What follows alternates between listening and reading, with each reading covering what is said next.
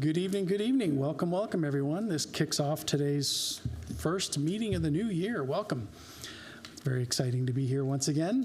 Hope everybody enjoyed some time off in the holidays and enjoyed some time with their families and friends and loved ones and everybody in between.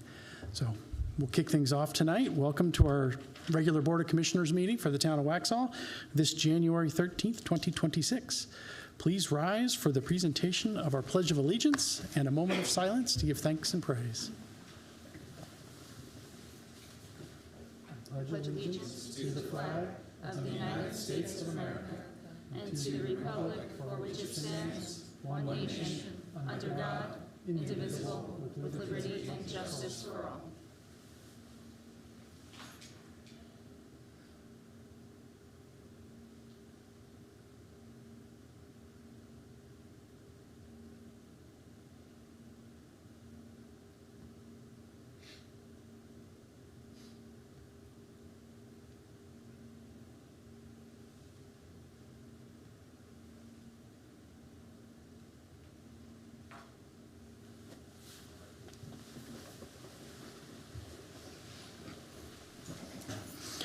Alrighty. I've been hearing some grumblings about some adjustments and amendments to the agenda. So, do we have any adjustments to the agenda this evening? Yes. I wanted to, if you look at the agenda, remove item 7 from the consent agenda. Item E7, removed or moved? Removed. Removed. And then add item 1 under I of old business to approve a change to the retreat dates to be February 26th and 27th.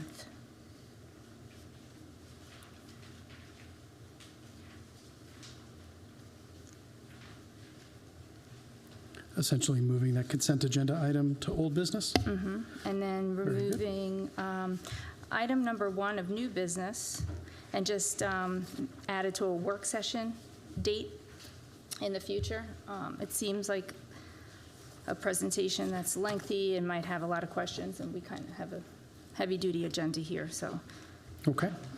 I think that's fair. There's bound to be some discussions around projects and project priorities. Mary, can you repeat that? What are So we it would be removing? removing item J1, so from new business, item 1. And just putting it toward a work session. Thank you. And then amending number 1 in letter M to read, the next meeting of the Waxhaw Board of Commissioners will be a work session beginning at 6:30 on January 27th, 2026. So instead of a work session starting at 5 p.m., we want a work session starting at 6:30. Yes, Very that's what good. I'd like. Let's see. And we can discuss that when we get to it. Mr. Mayor, may I interrupt for a point of clarification, please? On the removal of the work session, and I am in concurrence, do we need to call out a specific date that we're moving it to, is my question to the clerk? And if so, would that date be then January 27th? Oh, for the Work session. work session for the new business item I removed? Do we have to specify a date? Is a date needed to be specified? So in other words, do we have to say table it for such and such a date, or can we just simply remove it from the agenda? That would be item J1. The work sessions are listed on the meeting schedule, and they're outlined as 5 p.m. You can take care of that portion of the business and decide if you want to have the work sessions at 6:30, and then we can update the meeting schedule. The meeting schedule serves as our notice for publishing. Otherwise, we would have to publish a notice for each one of those meetings. So we could do that when you look at the meeting schedule. So I think the primary question for item J1, the discussion about the project advocacy, the technical method or procedure for removing that, can we simply say it's removed from the agenda, or do we need to officially table this for the January 27th work session? No, you can remove it from the agenda, Okay. and if your action is to put it on a work session, it would be helpful if you could direct staff what date you would like to see that information, if it's at the next meeting or the next work session. So that way we would be able to plan to figure out which meeting you want to see that information come back. So I think it would be safe to say that we would table it until the next work session, or next available work session. I would just defer it. I would Defer not it. table it. Very well. Thank you, Mr. Mayor. Cool. So when we get to that item, we'll do a simple vote to defer. All good? Yes. I would like to also remove consent agenda item 6, the ABC and Planning Board appointments. I feel like it's a little premature. We only received the OAB recommendations yesterday and the other applications today. Not that we would necessarily, go against the OAB, but I just feel like we need to do our due diligence. We received more information than the last time such appointments were made, so Okay. A little more consideration is needed. yeah. That seems reasonable. Anyone opposed to that? And I'd also like to add an item, Board of Commissioners 2026 priorities, just a list of ideas I'd like to discuss. Could we put that in J1 in place of the J1 that was removed, or do we need to move it to the end? Let's see here. Let me get to J1 so I know what I'm talking about. I think we can discuss it at that time. Okay. So we'll leave it as that discussion. So during that discussion, we'll discuss the deferment and then anything else related to the capital improvements priorities, or the legislative priorities. Well, J1 then is now Board of Commissioners 2026 priorities, right? So we need a number for each one, I guess? Each priority, you mean? Or For each item, because the priorities discussion is a separate item than the... is your goal to discuss the priorities individually? Let's just put it at the end, I guess, Okay. because we're still discussing this, so let's put it at the end. That would make it J9. J9. Okay, so I'll move that to J9. Yeah.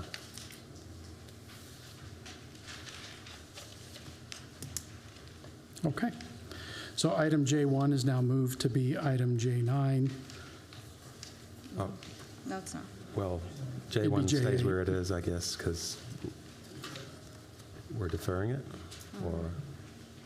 Well, we discussed deferring it, and now you're talking about it. No, it's something No, I different. thought that's what you said. We're deferring it, right? It's a separate item. J1? I believe, if I may interpret, J1 will be deferred, and then I believe- J9 is added. And then you're requesting to add just a conversational point as what would be equivalent of J9. Exactly. Yeah. So it's not that, gotcha. And it was BOC priorities.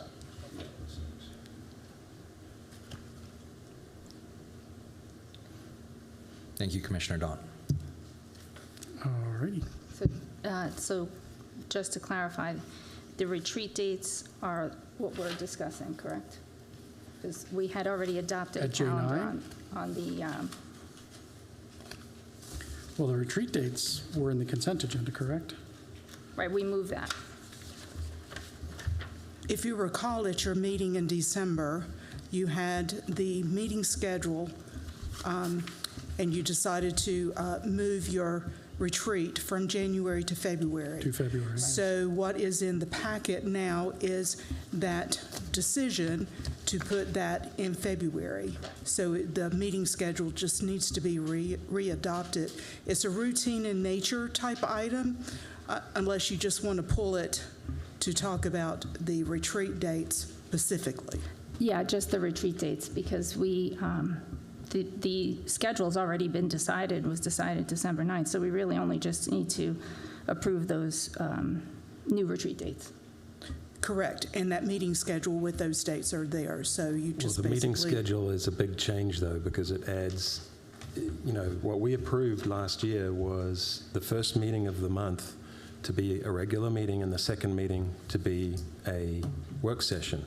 This new schedule is a big change that I don't think we're really comfortable with, and so we want to strike that out and then talk about the retreat dates only. The other meeting dates were not revised. What was moved was the retreat dates that were showing for the end of January. Nothing else. And all of that information was already there at your December 9th meeting. So the only direction that you gave staff was to move the retreat dates from January to February. And that's all that's on the schedule. That's what you're approving, is just the February retreat dates. Everything else you already approved in December the 9th. No, there's more than that, though, because it changes the second meeting of the month from a regular meeting to, from a work session, to a regular meeting, and puts the work session at 5 p.m. So that's the change that we're not comfortable with. Yeah, and that's the change we were going to discuss on item M. So the look ahead would be the changing of the time for that work session. Well, there wouldn't be a point in discussing it at that point because they put it in the consent agenda. Well, that's why So that's why we pulled it off. That's why we pulled it off item 7.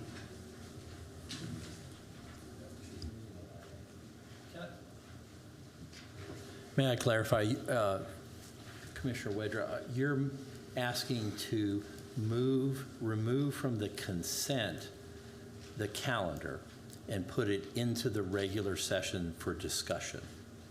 Is that correct? Well, the calendar as it reads isn't the calendar that we received December 9th. So I wanted to remove the new calendar Okay.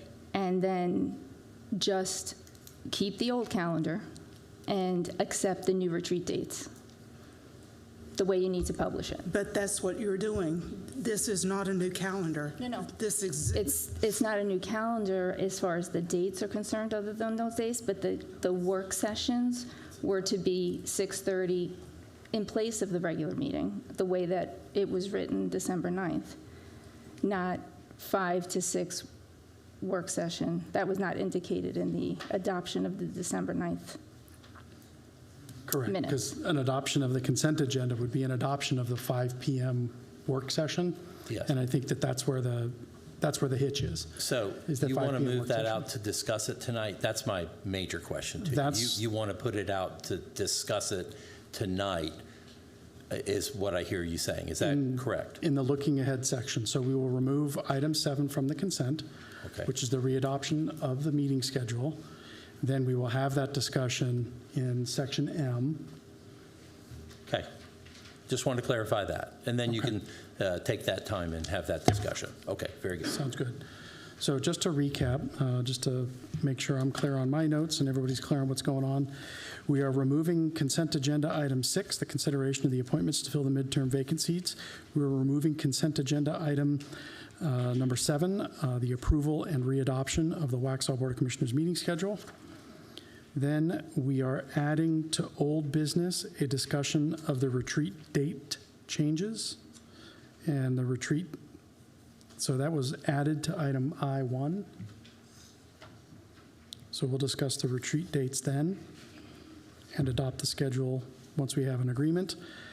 We will remove or defer item J1, the discussion regarding project advocacy and the legislative priorities. We will move that and defer it to the next work session. And we will add to new business item 9, the BOC priorities.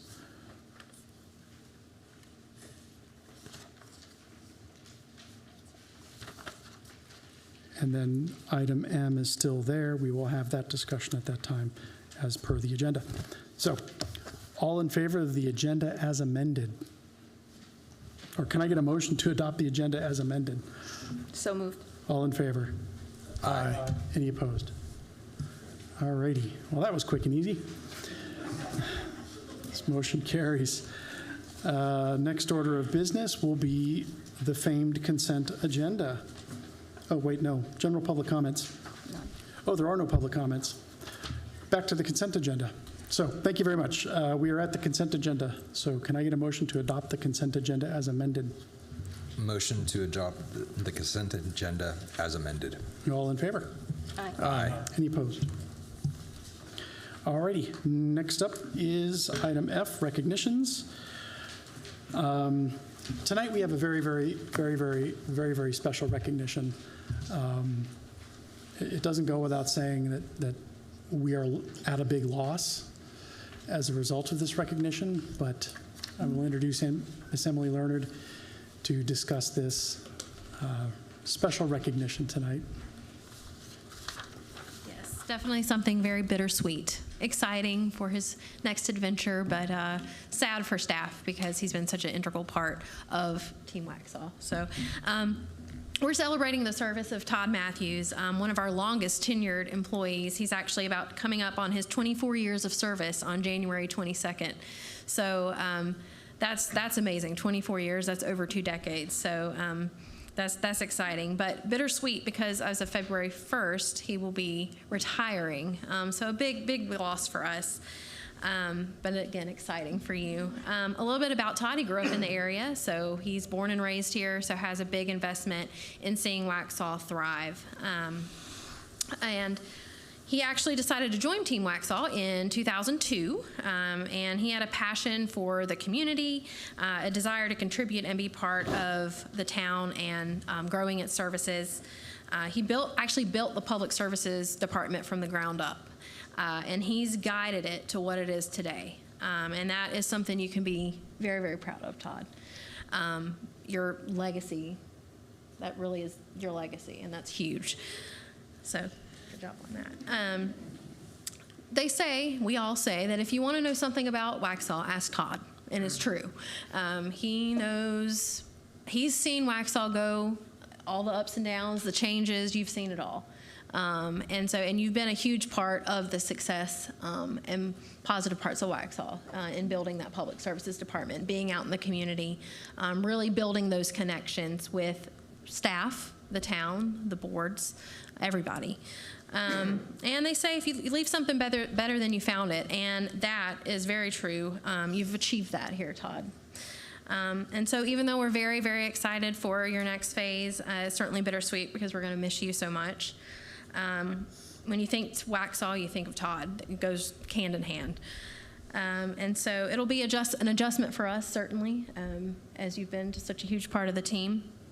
But the good thing is he still lives here. So hopefully we'll get to see you often still. Good. And he's not off the hook yet because we still have him for a few more weeks on staff. So that's the good part. And we're certainly going to celebrate him in these last few weeks. So Todd, I want to thank you from behalf of myself, all of our staff, and everyone in the town thank you for your dedication to the town and its citizens. We want to wish you all the happiness in the world as you go into retirement. Can everyone please give Todd a round of applause for your commitment?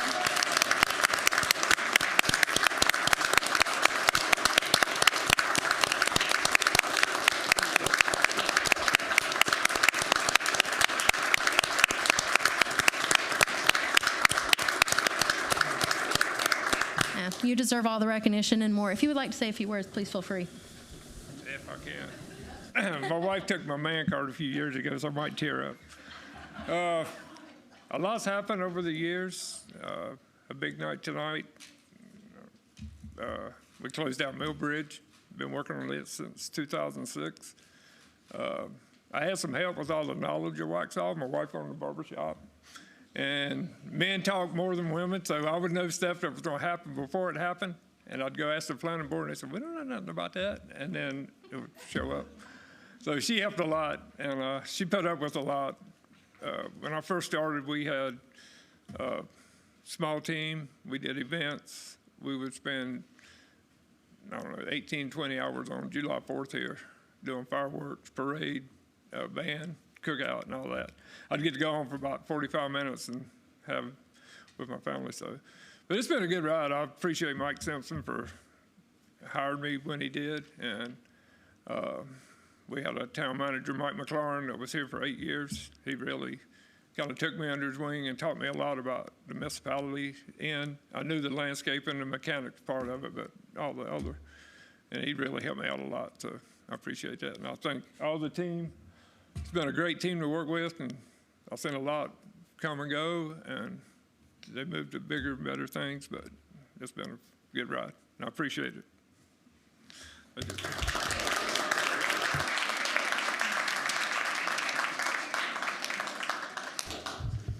Mr. Mayor, if I may for a second, Please, Commissioner Ferris. Mr. Matthews, if you would, please give me one minute. It's an honor to be able to celebrate your 24 years of service, and I'd like to take a moment to just simply say thank you. One constant I observed I'd like to share is the manner in which your team spoke about you.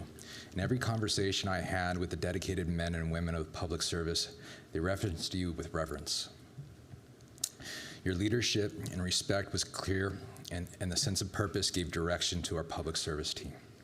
That constant is notable and speaks volumes about the culture you have helped foster here in Waxhaw. Thank you for your stewardship, your steadiness, and your commitment to serving this great town. Your leadership has clearly resonated throughout the department as it reflects in the professionalism of your team that serves Waxhaw daily. Thank you, sir, for your service. Appreciate that. I'll take my public service team and put it up against any team in the United States. Some of them sitting back there right now, and they get it done, so they make your job a lot easier. I just wanted to make sure it. we said thank you, and I appreciate it, everything that you've done for the town. All right, thank you. Thank you.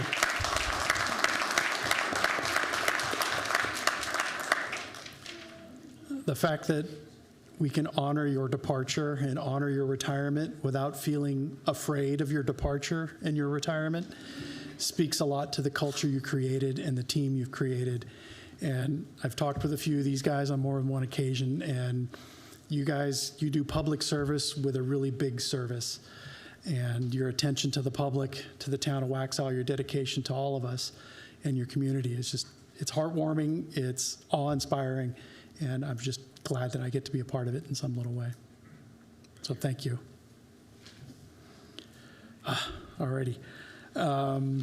We have a presentation by Mr. James Kelly.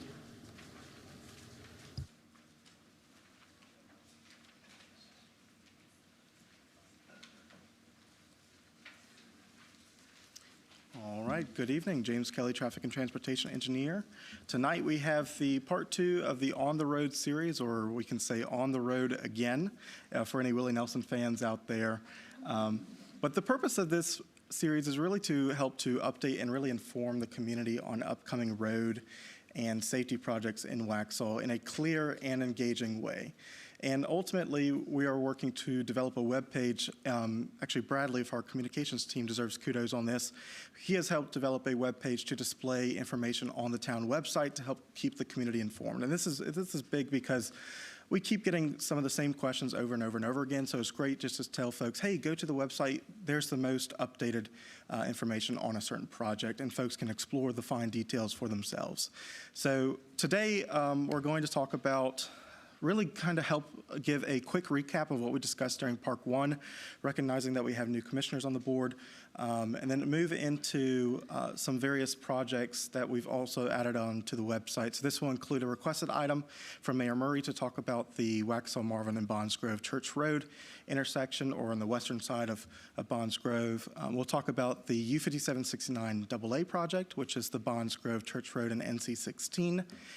Intersection, not to be confused with the other Bonds Grove. And then we'll move in to talk about some updates with the Union County downtown Waxhaw water line, move into the discussion on the upcoming sewer line project, give some high-level updates there.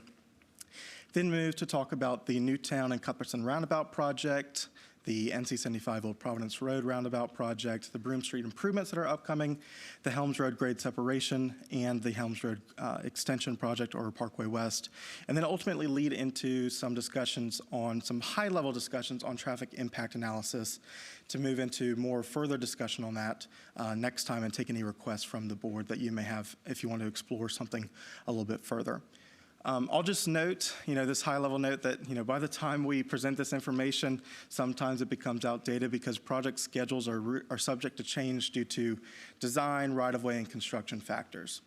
So giving you just a quick recap of part one, we talked about these steps that are involved within the transportation project process. And really, from a very high-level view, there's 5 primary steps. You move from a planning step, which was where you identify your transportation needs, you collect data, you get public input. These are your long-range plans. And then move into the programming stage, which is where you start to prioritize these projects, secure funding, include those in established official programs, such as the State Transportation Improvement Plan, CIPs, that sort of thing.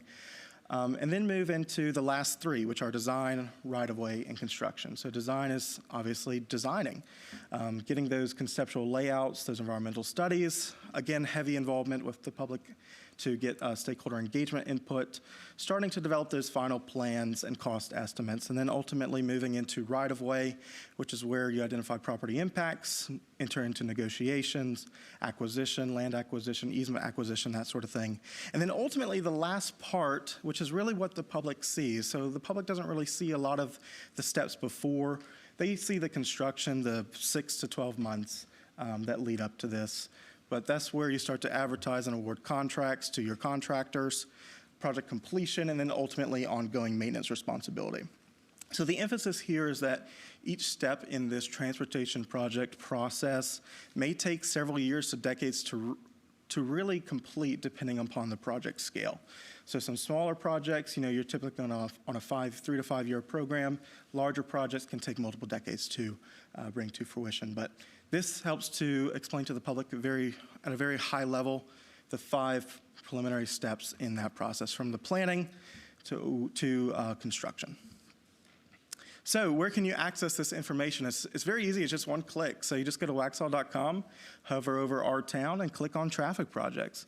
And that'll take you to a site where we have the part 1 projects that we discussed. So if you missed that, feel free to go back and take a look at that. But we discussed the NC-16 Providence Road widening project, the upcoming Kensington Drive widening project, Pine Oak and Prescott Glen roundabout project that was just recently completed before the end of the year, before the end of last year, the Pine Oak and Waxhaw Marvin traffic signal, the Millbridge traffic signal, and ultimately the Waxhaw Marvin bridge replacement, and how those projects, besides the 16 widening project, all tie together leading up to that Waxhaw Marvin bridge replacement. Because really we need to get those projects, Kensington Drive, Pine Oak, Millbridge, all those projects completed before we start that bridge replacement with NCDOT to help alleviate some of those traffic issues that we're going to anticipate. So feel free to dive more into that on the website. Again, just very simple, one click, hover over our town, go to traffic projects, and you're there. So Bradley, with our communications team, also has uploaded the part 2. So everything that you will see tonight has been uploaded to the website as well. So the community can go back and explore that whenever they would like. So moving into the first project, which is the Waxhaw Marvin and Bonds Grove Church Road project, which has a step number associated with it, HL0116. So I'll just note, this is a NCDOT administered project with Union County and Village of Marvin involvement. And the scope is, if you've traveled that particular intersection, you know that the roads are poorly aligned. So it's going to add a roundabout at that intersection, which will be a huge safety improvement for the Village of Marvin and unincorporated Union County. Project schedule, right now they're in the right-of-way phase. April 2026 is when they will start acquisition. DOT will then move into relocations, utility relocations, April 2027, to ultimately move to award the contract in September 2028. So that does not mean that it's going to be completed by September 2028. That just means that's the contract when it's actually going to be awarded. I'll also note some other things. So as a part of this project, the Village of Marvin and Union County are matching 20% of the overall project costs, with the remaining 80% covered by the Charlotte Regional Transportation Planning Organization and NCDOT. So those are your state and federal dollars. Of the 20% total, Union County cost share equates to about 46%, and the Village of Marvin cost share equates to 54%. Why is this important? This is important because as a part of one of Waxhaw's developments, the Adelina development, through their traffic impact analysis, or TIA, identified mitigations, there was an identified mitigation at this intersection, even though it's outside of Waxhaw municipal limits.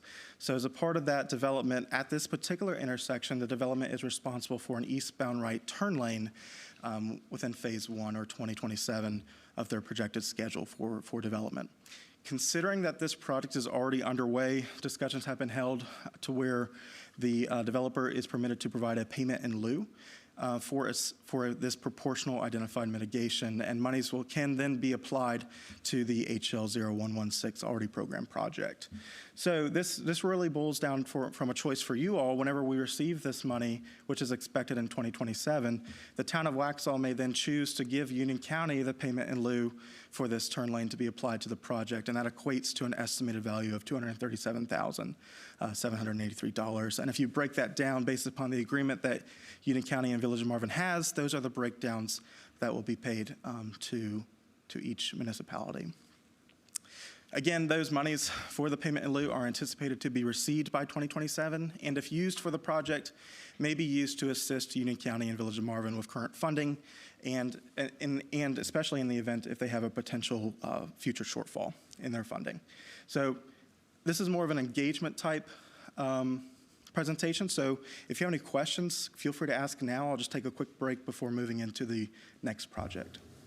So based on your last comment there, so it sounds like we've baked in the possibility of a shortfall, and that's already accounted for in the funds that are being allocated, because 28 is a couple of years away, so there might be some price changes and so forth. That's correct. Yeah, So it sounds like we've got that baked in. Yeah, you're spot on with that. So with the construction timeline of September 2028, there could be anticipated shortfalls with inflationary factors, contingency factors, those sorts of things. And in that event, the town at that time, once we receive the monies, may decide to support Union County and provide those funds to Union County if you choose to do so.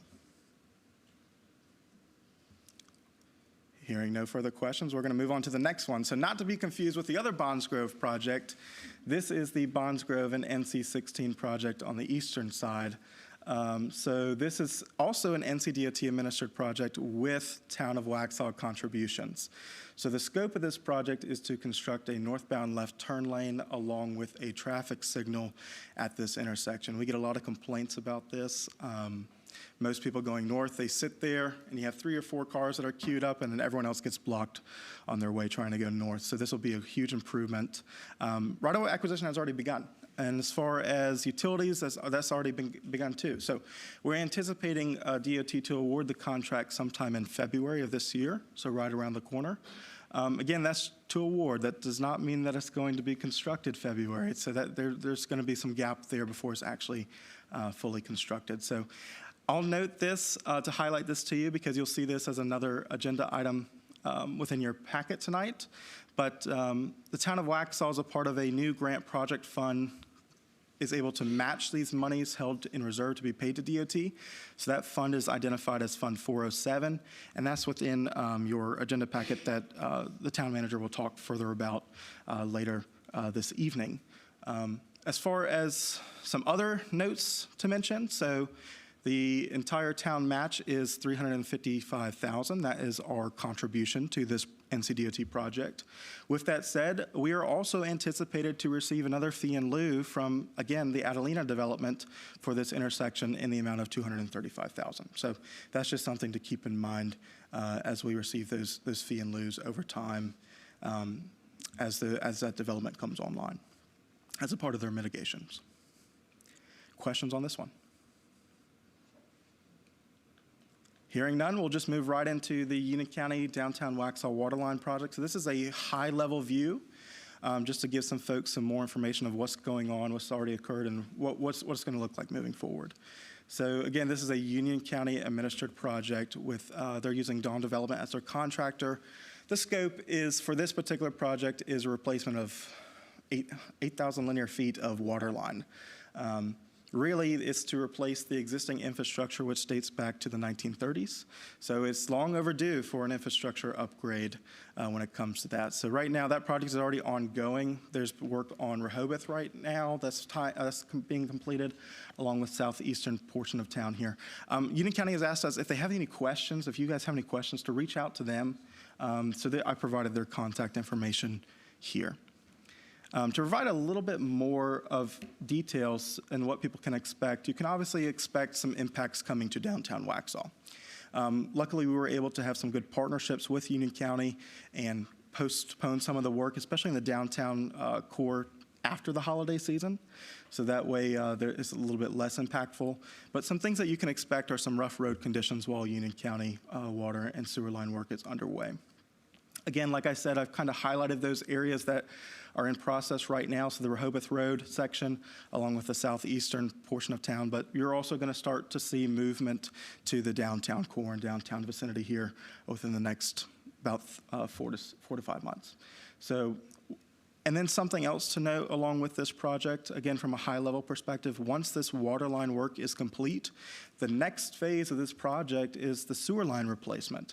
So you can expect work to continue throughout the downtown core and throughout this downtown vicinity over the next 2 years as that infrastructure is upgraded. I'll pause there. Looks like you might have some questions. I just have a quick question. So they're doing the water line first? Correct. And then the sewer line. Do they overlap? Some of them do, yes. Okay. So you'll see. So I guess is your question leading to what are those overlaps? Well, yeah, and how much does that impact Main Street itself? Because Rehoboth, while that's impacting Main Street, is a little different because there's less way to travel, right? You can go around Rehoboth if you needed to somehow. Won't be easy, but you find a way. You're right. It's definitely going to be a challenge. I'll say that. It's definitely going to be a challenge. And it's going to be something that we're working in advance with some of those business owners downtown to let them know that this is coming. Work with them from a downtown and communication aspect so that way everyone is aware so they don't get caught off guard. I know one of the big questions we've been asked already, well, what about when they tie in? Am I going to lose water service? And there will be brief interruptions, and those interruptions are, especially in the downtown core, Union County is already working with us to make sure that those brief interruptions are at a off hour, if you will. So I can't guarantee that, of course, but that's just something that's going to be managed through Union County. Mr. Mayor, question for James real fast. Please. Just to expand on expectations for the folks that may see and are currently already seeing interruptions. Water line, sewer line, and then those essentially trenches will be filled in and then afterwards and they'll come back through and pave. So at the end of the 2 years of construction. Well, we're currently discussing some options with that because we realize that with the current open cuts, if we leave those open for too long, that could risk some damage to the asphalt underneath with infiltration and that sort of thing. So we are discussing some options with Union County at this time. But for right now, as far as the overall look at this project, right now you can see that the predominant water line work is done south of 75 right now. They're then going to move north of NC 75, and then with their sewer line project, they're going to probably kick back up with the north side again and then work their way south. So that's the general flow of things, subject to change, of course. And yes, we are currently in coordination with Union County to try to get some of those items addressed now, so that way folks aren't waiting 2 years for a full replacement. Yeah. Thank you. Any other No further questions? All righty. All right. On to Newtown and Cuthbertson Road. So this one has been long talked about for quite some time now. So again, this is an NCDOT administered project with Union County and Village of Wesley Chapel involvement. So why am I talking about this? It's close enough to Waxhaw where we get plenty of questions about it. So even though it's not a Waxhaw project or Waxhaw in combination with NCDOT project, it's important for the community to understand where the current process is with DOT on this project. So again, the scope is to add a roundabout at this intersection. Right-of-way acquisition has already begun with Utility relocation is expected to start at the end of this year, and then moving to awarding the contract January 2028. So any questions on this particular intersection? Hearing none, we'll move right into one that will be impacting Waxhaw, and that is the NC 75 and Old Providence Road, or US 6248 project. This is an NCDOT administered project with a significant Town of Waxhaw contribution. Again, the scope is to add a roundabout right there at the Circle K on Old Providence Road and 75. Projected schedule is a little bit up in the air, to tell you the truth right now, but right-of-way acquisition has already began, and utility relocations are expected to begin later this year. Now, I'll add a little caveat here as far as construction. Considering the location and the impacts of this particular project, we've already been in coordination with NCDOT, and NCDOT has been great to work with in this particular case, and they are going to try to limit the construction to summertime, so that way there's not as many impacts to the schools. Now, that could be summertime 2027, or if they get delayed, it could be summertime 2028. It just depends upon that. But as far as some additional contributions, you can see that that Town of Waxhaw is contributing quite a substantial amount to this project, a total of $710,000, of which $282,000 has already been approved with a previous ordinance that the previous board authorized, and then also $428,000 from fee and lieu, and you can see that account number that we've received and are reserving that for when the bill comes due. So, any questions on this one?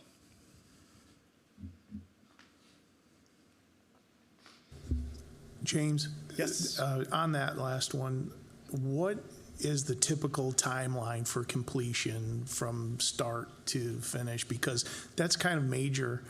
There's no easy way around that. So how long would that take? It's a great question. I'm going to hit you with the typical engineer response, which is it depends, right?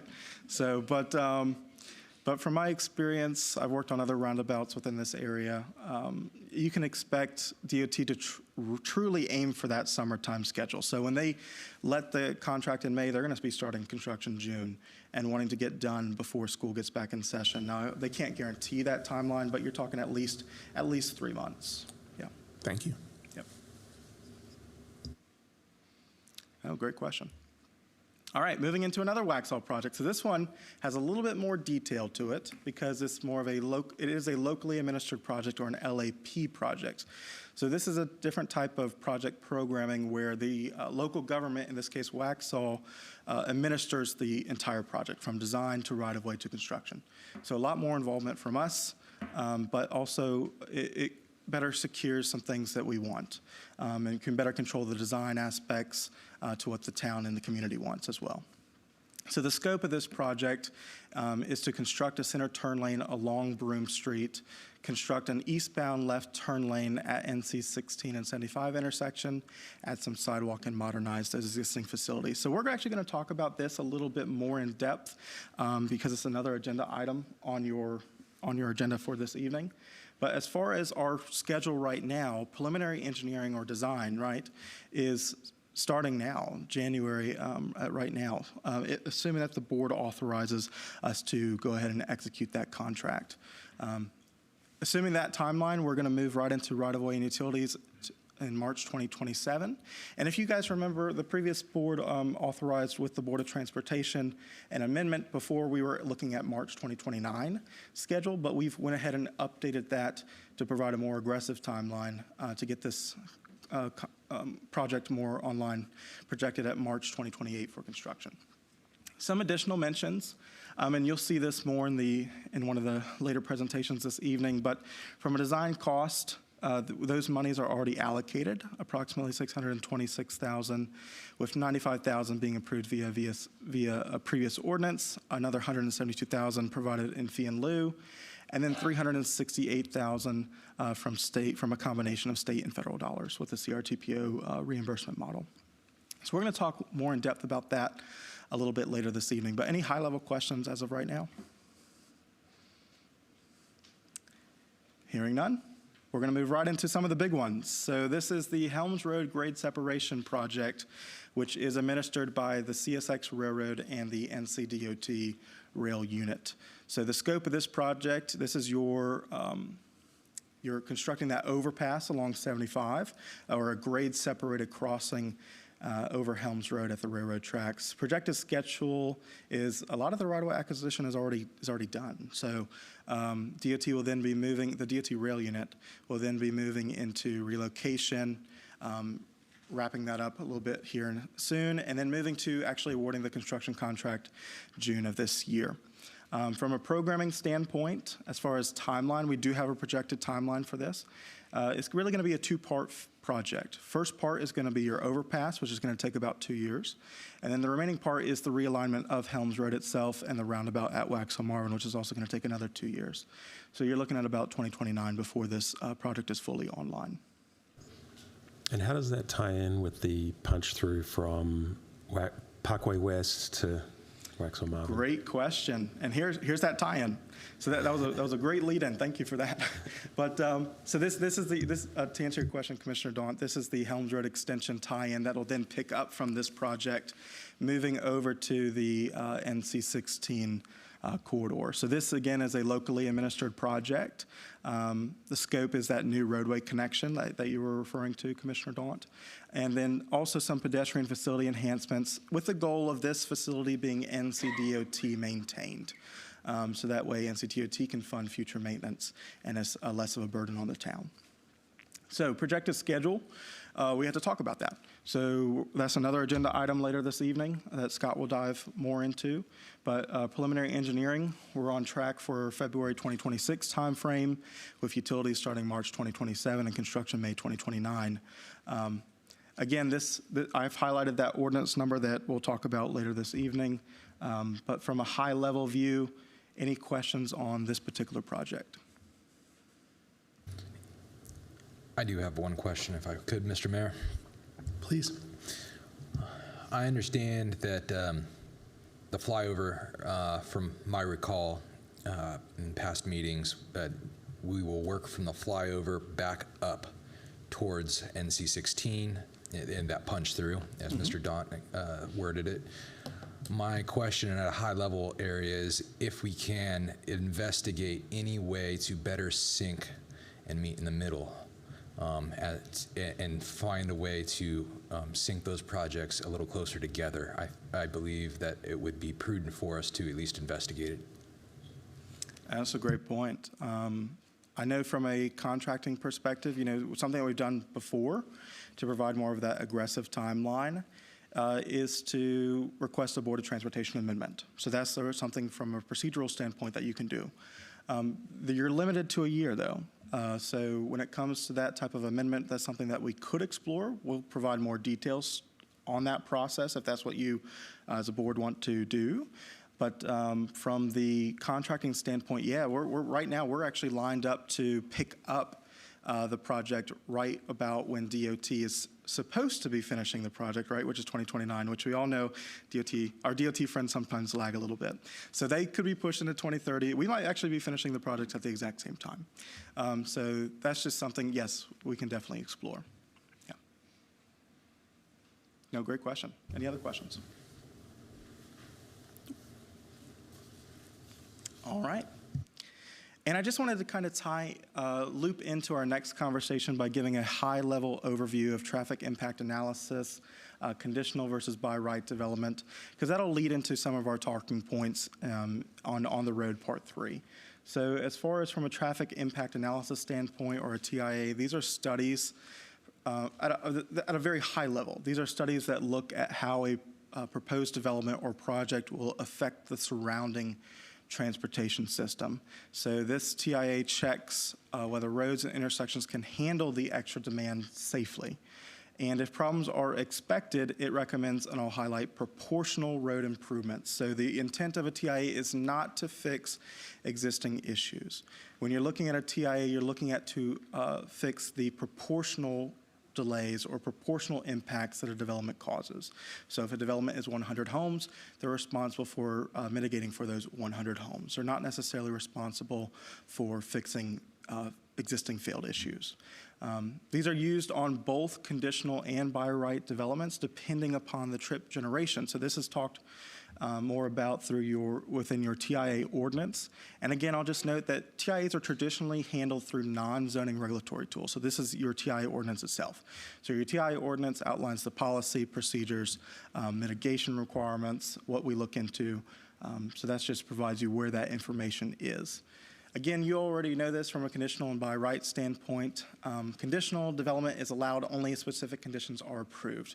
So this is more of that subjective process where you all, the elected officials, approve or deny a project based upon reasonableness and consistency with the town's adopted comprehensive plan, whereas by right is handled differently, where in by right development, it's development that is automatically allowed under your current zoning rules.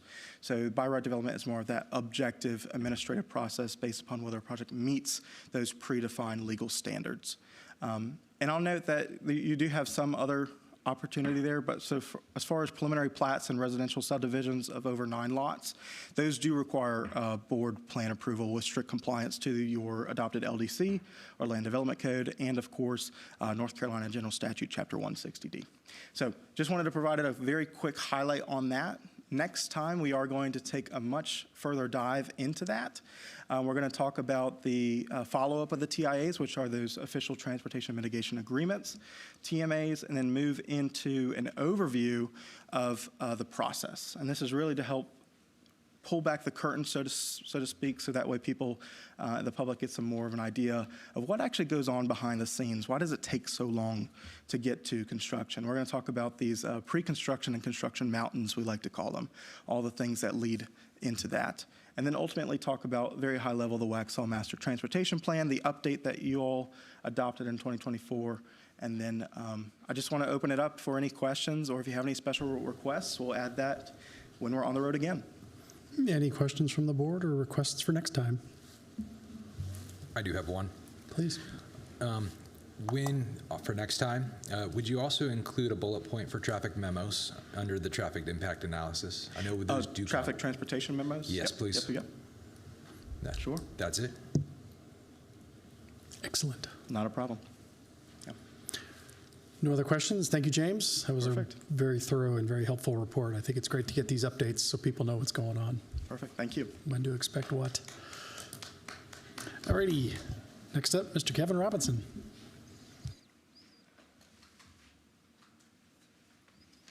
Thank you, Mayor, Commissioners.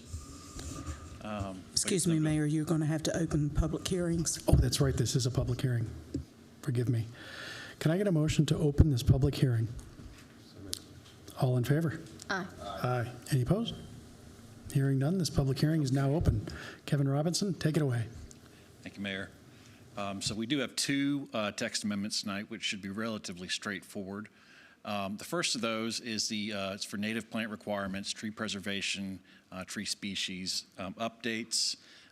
Doing a couple different things here. Petition 20-2025 as a request from the Planning Department to amend Chapter 8.3 General Requirements for Buffers, Landscaping, and Lighting, as well as 8.10 Tree Preservation and Chapter 8.14 Tree Species List. And with that, we'd be adding native and diverse planting requirements, also clarifying tree preservation standards and removing the tree species list. It will not be going away. We are still accounting for that, and I'll get to that in just a second. This update requires 75% of new tree plantings to be native to the region. It also clarifies development standards for sites that do not meet our tree preservation standards, such as those where buffers and tree saves may have been removed already. Also removes the tree species list from the ordinance to allow for administrative maintenance. This is also the recommendation of the county urban forester. We also have a copy of the actual text amendment. If you want to see it, we can pull that up, but I think we've covered most of it here in the presentation. So those in the green are the items that have been added, and I'll go through those real quick. The first is native plant requirement. Native plants are those species that evolve naturally in the region without human intervention. These plants developed and adapted to local soil and climate conditions over thousands of years and are vital parts of local ecosystems necessary for the survival of pollinators, insects, birds, mammals, and other wildlife. The requirement on this is that at least 75% of the plantings used to meet the standards of this section shall consist of native plants. Species diversity. In this, we are requiring that whenever you have more than 40 or new shrubs in a development, that you have different numbers of species, and that increases 2 species at least when you have 40 to 70 shrubs, and that caps the single species at 60%, and then that goes up to a large development where you might have more than 150 trees or shrubs to have at least 10 different species in there, and no more than 20% of any one species. Also in this, what we've added in the green here, that's new. Then, of course, whatever's in the red there, we've removed. This refers to some of those areas we had talked about before with require tree saves or buffers, areas that need to be replanted. Requirement on that now is that those are be replanted with 1 to 2 inch caliper, medium to large maturing trees spaced 10 to 12 feet apart. And that's to establish a future hardwood forest. Previously, it was a minimum of 2 inches in caliper and shall be 75% medium to large maturing. So the spacing on these has been clarified a little bit more to help with that. And this, I should note, that this will also hopefully help to discourage some of the widespread clearing that we see of these properties before development occurs as well. Really incentivizes them to keep that canopy in place before development. Green mentions the town's tree species list, and then those trees can be selected from the list, which we will keep administratively on staff, and that's effectively going to mirror what the North Carolina State Extension Database of Trees has. We will download that periodically and keep copies of that. The reason for this is that they are frequently changed, and it's a lot of work to come back through and change in the ordinance every single time.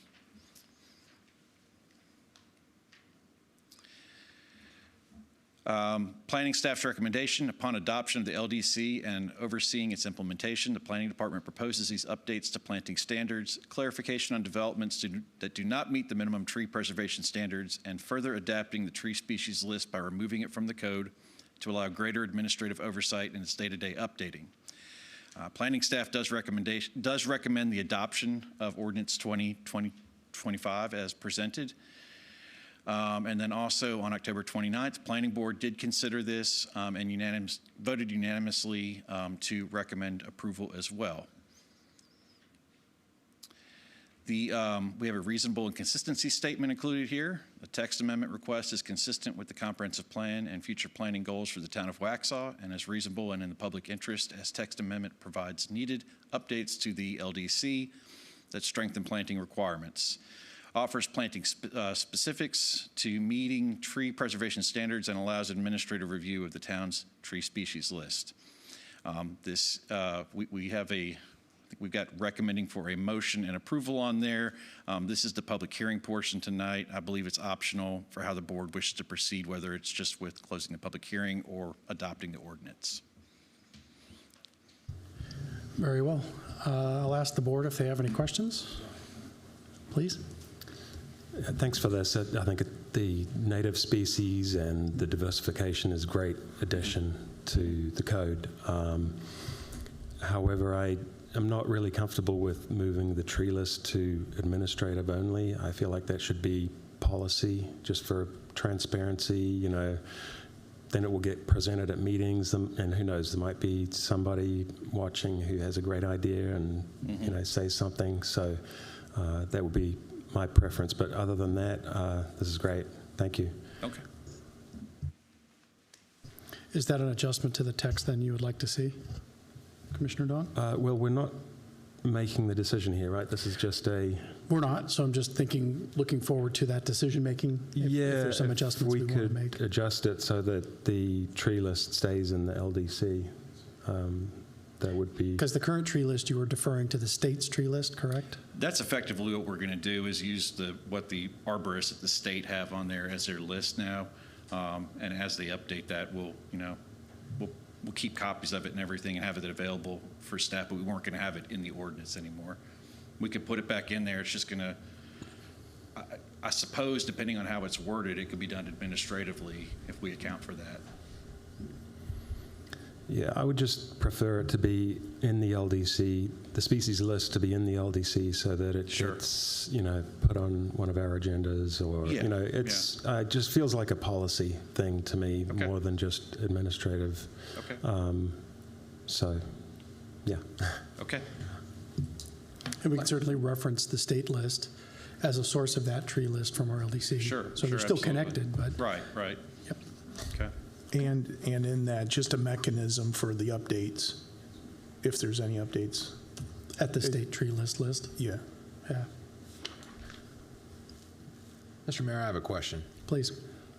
Regarding the state tree list, how about we take a moment and evaluate how often they do update it? Is it once a year? Has it been once every 5 years? Can you include that information when you come back? I can certainly do that. Thank you so much. Yeah, that'd be good to know.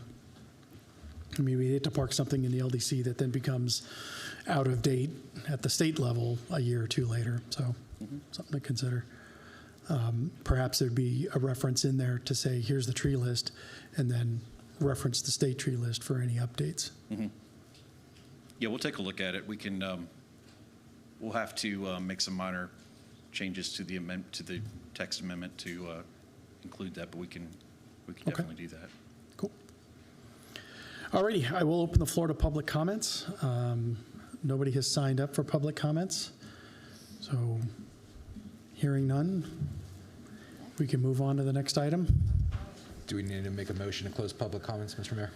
Well, we'll go ahead and proceed to the next item, since we still have one more item in the public hearing. Thank you, sorry. No worries. So, Mr. Robinson, continue. Okay.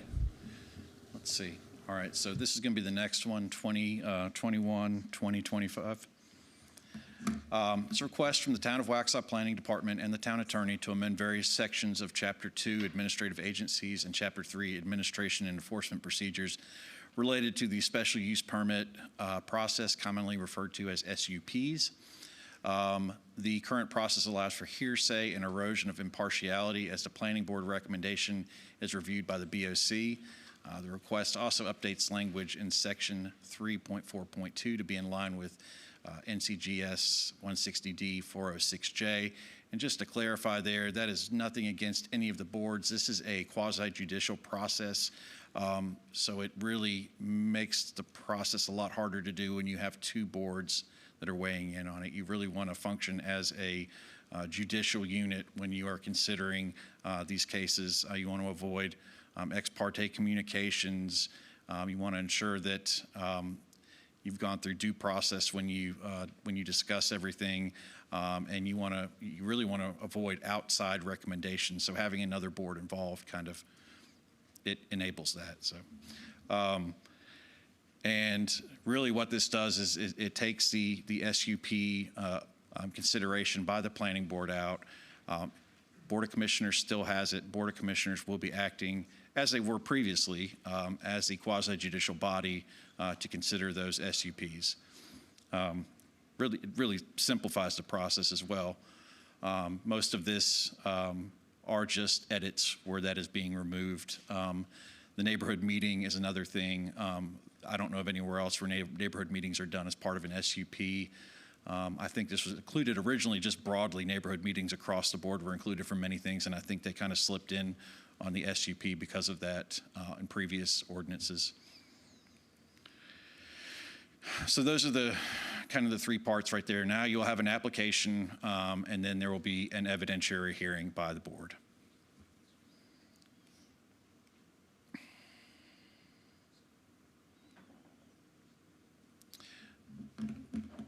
So upon the adoption of the LDC and overseeing its implementation, the Planning Department proposes these updates to ensure the special use permit process remains quasi-judicial process in its entirety.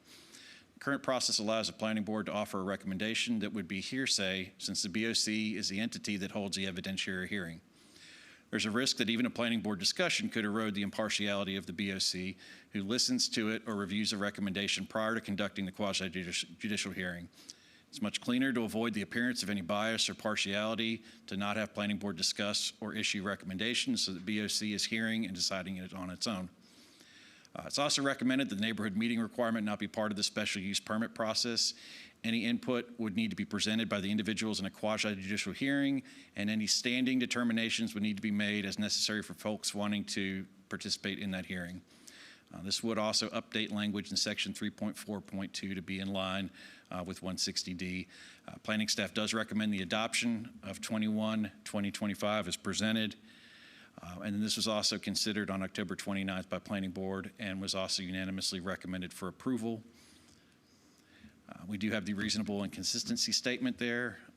And again, recommended action would be to close public hearing after public hearing, and then as the board sees fit in terms of adoption. One question I had is, does a special use permit, does it still allow for a public hearing, or is a public hearing a part of that process? So you're conducting a quasi-judicial hearing in that case. Really, it's supposed to be open to the public. It's like a court case, it's open to the public, but you're really only supposed to consider the applicant, anyone who has standing, which is typically somebody right next door. And then any kind of expert testimony on it. It's not supposed to be open for comment, like a rezoning or something like that. It's legislative. Yeah. Anybody can come up and talk on it. It's really supposed to be limited in scope to just those with standing and the applicant. Those directly impacted by That's correct, yeah. Okay. And that's part of the problem you run into with the neighborhood meetings as well, where it's just free for all. Yeah. Any other questions from the board? Yes, please. Go ahead. I understand the framework that we're working on adjusting here. That was one of my first meetings as a Board of Adjustment was overhearing a quasi-judicial. It was quite a shock to walk through and understand and learn the judicial side of it. One of my fears, though, is removing the open meeting or neighborhood meeting portion. Essentially gave standing to those within a certain distance. How does that play, and do you mind walking me through how that would work out? Would it just then be the immediate adjoining properties that would then have standing, or would it go down to a state minimum statute of standing? And if so, what is that? Typically, there's a default. Typically, there's a default on standing, and I don't know that there's a statewide minimum, but most places do like 100 feet or so. If you've gotten notice in the mail, that usually means that you have standing by what we consider standing. The board can consider additional people who have standing, but they have to present a reason for why they have standing. And that standing is basically, it's a higher level of impact than what anybody else in the city would have. And you have to really show, why you would be impacted more substantially. So if a property was coming forth in a special use and the immediate adjoining neighbor is 200 feet down, but then there's an additional neighbor at 600 feet down, would they have standing? That's usually why we have town attorneys. Yeah, Commissioner, it's a fair question, and there's never going to be a bright line answer to it. So each case, and this is why it's critical to understand the quasi-judicial process, that each case is unique, right? The circumstances, who will and will not have that capacity to participate, who will receive notice, all of that's going to be one case unique to itself. So there's not going to be a decision of 200 feet, 600 feet, 100 feet. Someone in one case with these parameters might have standing, and someone in another case with the exact same or even closer may not have standing, right? So that's and if we cross that bridge, we'll go through all of that together. It is a rarity, but we have seen one for sure in our recent history, but I do appreciate that. So it would be based off of the individual facts of that case, and who then would determine who has standing. Would that be an administrative process through our staff, or the board, the governing board? So here, special use permits come to the Board of Commissioners. I'll tell you that a lot of communities are moving that towards putting it in the hands of a Board of Adjustment, simply because you guys are a legislative body. You're elected, you're out there, you're engaging with the public, you're having discussions. A lot of times it's viewed much cleaner for it to be with the Board of Adjustment. But tonight, we're simply cleaning up the process to remove pieces that frankly shouldn't be part of a special use permit process. So the standing decision would be presented if someone was wanting to have standing and there was a question about it. If someone was opposed, again, it's kind of like court. It's not full-blown court. The rules of evidence are relaxed a little bit. But you still have to make a decision based on evidence being presented, competent evidence, substantial evidence, material evidence. And so you will be making those decisions. You will be making an assessment of who can and cannot participate to present evidence, to who can object to someone else's evidence. That all is part of that process, okay? Commissioner Ferris, for example, I've been through several of these, and both when you have a local historic district, you're also doing quasi-judicial hearings, variances, which I think you're familiar with, special use permits, usually default to kind of giving them the benefit of the doubt as long as the evidence, they're actually presenting evidence. I have seen cases where people have come up and said, I just don't like it, and I've got standing, I'm 800 feet away, I just don't like it, and usually it's, you try not to consider that stuff as much, so, yeah. Thank you both for adding some clarification to that. Mm-hmm. Thank you. Any other questions from the board? All righty, hearing none. Open to public comments. Nobody signed up for public comments. So can I get a motion to close this public hearing? All in favor? Aye. Any opposed? Who made that motion? His mic was off. All righty. This motion, or this public hearing, is now closed, and we are proceeding to old business. The item of old business we discussed was the retreat date changes. So this had to do with moving the retreat to February. Is there any items to discuss regarding this, or were there any concerns that we need to go over before we motion to approve the new dates? And the new dates being, Barbie, again, sorry, for the new retreat? They are February the 26th and 27th. And there's no work session at the second part. Very good. And this will be a 8 a.m. to 4 p.m. kind of thing, all day? Yes, sir. Yep. Any other items to discuss regarding this before I ask for a motion or ask for a vote? Concerns, questions? Alrighty. Could I get a motion then to approve the new retreat dates of February 26th and 27th? I move to move the retreat dates to February 26th and 27th. All in favor? Aye. Any opposed? Alrighty, motion carries. Those retreat dates are now moved. And that's nice and official. Okay, next up, let's see here, new business. We're going to go ahead and defer the new business, which is the discussion of the project advocacy or the legislative priorities. We will defer that to the first work session on January 27th. So can I get a motion to defer to January 27th? Motion to defer item J1 to February 27th. January 27th. Hold on, though, because That'll be the work that's going to be session. a work session. Correct. That was the idea, was to and move it to a work session. So just keep in mind that with it being a work session, we won't be making a decision on it. Is that okay, or? We could call, if need be, a special meeting to handle any action items that might be needed. Sure, yeah. Yeah, it would be 2 weeks later.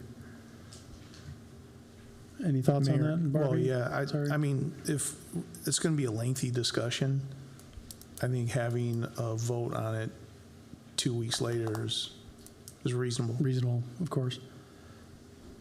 Any other comments, Barbie? Any clarity to add to that?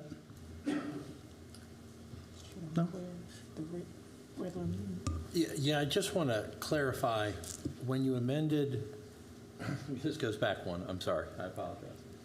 But on your meeting schedule, you also talked at the beginning when you amended the agenda about switching the time of the work session. Is that still the intent of the board? Correct. I think that's an item we will have at the end. Okay. So item That answers M, the I first believe. part. That answers the first part. Yep. The second part of that is, do you intend for the second meeting to be work session only? I think that's something we should discuss either Okay. as item M. Okay. When we discuss the timing of the work session. I think we should also discuss the scope of that second meeting. Okay, and the reason I'm asking is simply that if you defer something to a work session and feel comfortable, the way we had set it up, just to give clarity in this particular issue, is that we we combined a work session with a defined period, and then at the end of that, you could have your business meeting, and the business meeting was designed to deal with any business on consent by the board, and then secondly, old business, in other words, second readings of ordinances if the board chose to do that. Less new business, but more finishing old business that started at the beginning. So, and that goes back to this question about deferring something. So, no problem with deferring, no issue with that. I just wanted to be clear, so when you get there, if you talk about in your how you're doing it, if you don't have any ability to do that, we have to call special meetings, we have to do advance Exactly. notices and things like that. So I'm just giving some fair warning to that. If Yep. the board decided it wanted to do something, it wouldn't have a place to go to after that. So Exactly. just giving some context to it, not an opinion, but just some context to it. As far as deferring this particular item, that's fine. And if you then discuss it wholly and then feel better at the next meeting, I do not, as a staff, have any issue with that. I just wanted to be clear on process and how this was moving along, just make sure I understood it. Okay. Thanks. Sounds good. So could I get a motion then to defer item J1 to January 27th? I think we already made that I motion. believe the motion is on the table. Yes. It just needs a vote. All in favor of the motion on the table? Aye. Aye. Any opposed? All righty. And that is now deferred. So we will go on to item J2. Hey, good evening, Mayor, Commissioners, and town staff. My name is Melissa Johnson. I am the Deputy of Recreation for our Parks and Recreation Department, and here this evening to present to you the agreement to move forward with the David G. Barnes Skate Park and Meeting Place Park Improvement Plan. So this is an action plan that will resolve site constraints, prepare the property for safe and efficient use, incorporate community input, and advance the skate park toward design, cost certainty, and funding readiness. So the site itself, there's a picture of it there. It needs to be addressed as a whole. There are some complicated site concerns that we want to make sure are addressed in this plan, and that will save us some time and money in the future when we're phasing out future development of the site amenities. So some of the site concerns that we have, land ownership and property. There's some easements. We don't own all of the property that is involved in this site plan. So we want to make sure we have that very clear in this action plan. There's paper roads on this plan, and there's parking concerns that need to be addressed. There's utility and sewer that runs throughout the site that will also have to be taken into consideration. Safety and security concerns, given its proximity to downtown and 75. There's pedestrian connectivity concerns. We want to make sure it's accessible for all at this site. Parking and amenities, the different parts that will be on this site, we want to make sure all of that is included and all site constraints are addressed in this plan. And it's going to need some specialized expertise. The skate park being the biggest one that is going to require a specialized consultant and design to help redesign the space to meet current skate park standards. So that's just giving you an overview of the area itself. All of the area in yellow is what will be part of the action plan. That is the entire site with the skate park being itemized out. And then it also shows you the connectivity to the downtown park and to downtown itself. The RFP for this project was sent out in October. We followed a qualifications-based selection process and had 5 firms submit. We had a blind vetting process with our advisory committee members, town staff, And Thomas & Hutton Consulting Service was the one that rose to the top with all of their qualifications. And so that is who we have selected to move forward with creating the Park Improvement Action Plan. They will provide a holistic approach to the entire site to address all of the concerns that are on that entire location there. And then one of the big takeaways is going to be the 30% design build plans for the skate park itself.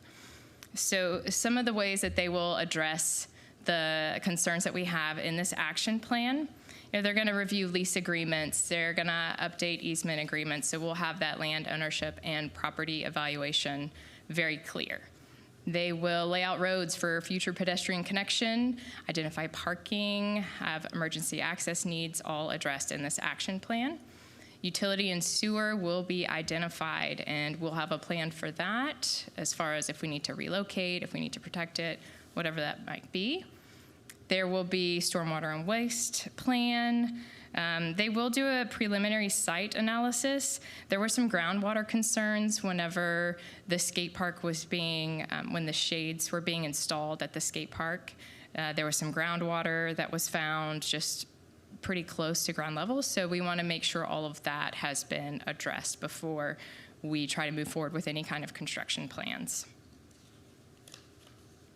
They're going to address safety and security to make sure the site itself is designed to enhance visibility and user safety. They'll also have recommendations for lighting and security cameras. We will have community input as a part of this plan. We'll have in-person meetings. There will be a community survey. We'll also look at pedestrian connectivity and how it connects to all the other pedestrian plans that we currently have, make sure it all makes sense and connects. We want to make sure people can get there. We will also, I think the biggest takeaway from this action plan is that we will get 30% of the construction documents. They will be design build for the skate park. This action plan itself will be phased out, with the skate park being priority phase 1. And so with those construction documents, we will get a cost estimate that we can then, when we go out to bid, we'll at least have an idea of what it will cost. It also could help us with future grant applications and CIP planning. So we have to look at the site as a whole, just because there are so many complications that could potentially come up, instead of just focusing on one small area, the skate park itself. So this is a project that has been approved for CIP funding. $140,000 is the total budget for this project that was approved. $35,000 of that project fund will go toward the skate design company, focusing on those design build plans, and 50% of the entire budget itself is dedicated to dealing with skate plans and site development issues that need to be addressed before we can move forward with constructing a new skate park, which, as you all know, you've heard from community in the past, it's going to need to happen at some point. So we are recommending or asking for a motion to approve the proposed agreement with Thomas & Hutton Consulting Services for the David G. Barnes Skate and Meeting Place Park Improvement Action Plan in the amount of $140,000, and authorize the town manager to execute said agreement, but also have time for questions. One question I had in particular is the skate park and the design of the skate park. I know that that's not something just anybody can do. Have we taken the time and the effort to identify designers that are not only qualified, but sort of preferred and recognized in the industry as being good designers of a skate park? Yes, absolutely. So the company that will be working with Thomas & Hutton is Pilar Skate Design, and they are well known in the skate design community. They actually helped us with our pump track at the downtown park, so we've worked with them before. We've gotten references them. That was part of the vetting process when looking at all of the proposals. We want to make sure who they're choosing is someone who's going to meet our standards and is good enough in the industry. And make a park that the kids are going to love. Yes, that's absolutely. The goal, is to make a skate park that can really get used and that everybody's going to enjoy. Absolutely. We want all levels out there as there are now, but a skate park that makes sense. Yes. And that meets current needs and future needs. Any other questions from the board? I'm sorry, who was the identified expertise in skate design? The Pilar. The Pilar? Pilar, yeah. That's the name of their company. Okay. One of the I apologize, Mr. Mayor, if I may have a couple No, minutes. please. Thank you. One of the things in my research on this topic is I was looking just for alternative experts and who was maybe currently actively engaged in designing one, specifically the skate parks. And I just, a couple nights ago, stumbled upon the city of Greenville, South Carolina, utilizing the experts PORT, P-O-R-T. And they designed a 10-acre specific wheel park, multi-use skate bowl and skateboard oriented and pump track oriented for mixed use, including mountain bikes and stuff like that. Just something that caught my attention is there is so limited experts in that field, especially when it comes to hard surfaces. And what I noticed in that design was a mixture of surfaces used in the concept.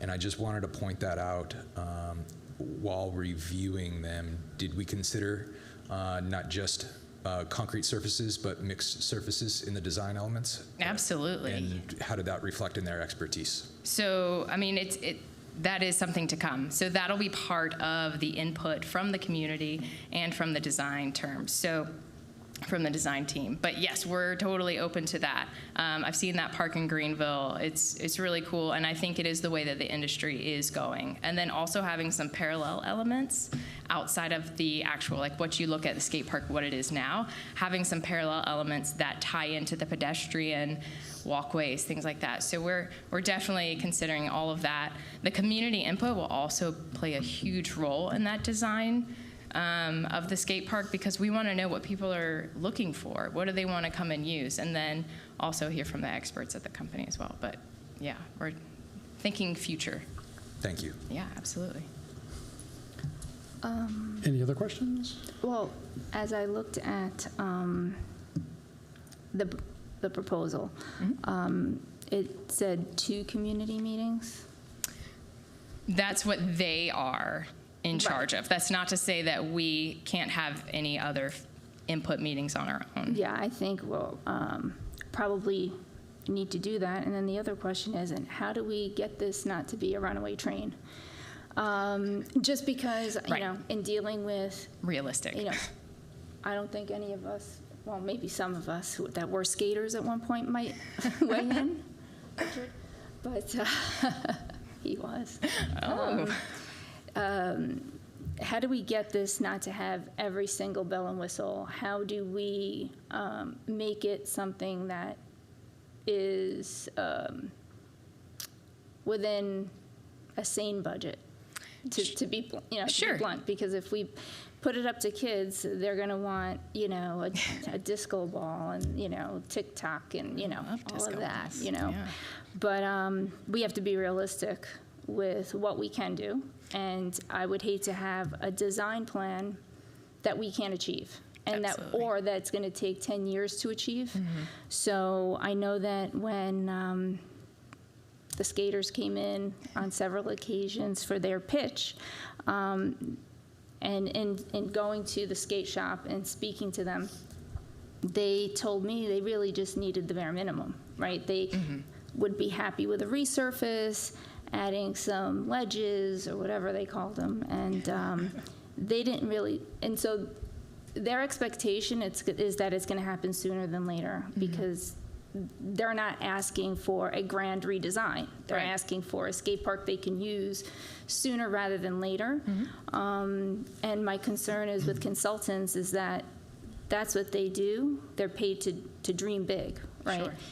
I don't want them to dream big. I want them to dream in realistic terms. And, you know, if we just need to be conservative with this. And I haven't been here a long time, but the 2 consultants that we've used, they're great, but they're paid to, you know, be artistic and not worry about where the money's coming from.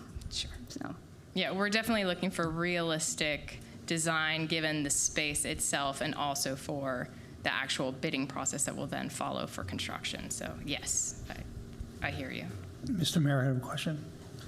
Please. I was here for that meeting, and the young men that came up and presented, that was kind of what they presented as a resurfacing. That was something they were interested in. So how did we get from a resurfacing to a new 35,000 at 140 as a new skate design? And that would be my concern. How big is this going to get? And if it continues on, as you know, as we put off construction and concrete, everything gets more expensive. I think most of the kids had aired their concern. They want something now, opposed to waiting. Sure. So the elements itself inside of the skate park are really outdated. It can't just be resurfaced. The whole area does need to be redesigned. There's some draining concerns. It's holding water. So resurfacing without actually fixing the issues isn't going to solve any of the problems that are happening. And that total cost is for the entire site, not just the skate park. So that also includes the Barnes Park and the meeting place area as well. That's not just the skate park. It's just that we understand that for the community, the skate park is a priority for this project, for this site location. And so that is a big part of the focus. But without solving all the other issues that are on that site, we can't just focus on the skate park because everything kind of trickles downhill literally on that site. Thank you. Sure. Another point of inquiry, please. Yeah. Are there safety concerns around the skate park besides the obvious? Aside from gravity? Exactly. That were identified, and also the verbatims or feedback from the folks using the skate park on what they'd like to see. Do we have an updated, kind of a list of those verbatims of what their asks are?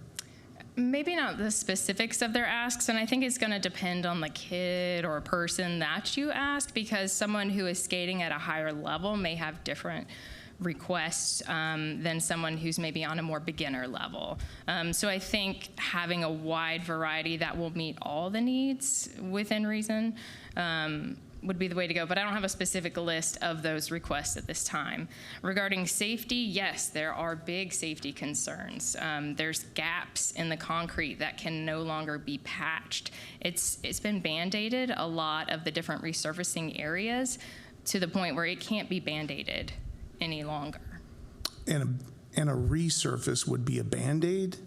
In certain areas, but there's certain parts of that park where the amount of metal that is in there, because there's steel beams throughout, it can't just have another layer of concrete put on top of it. Some of it just needs to be redone completely.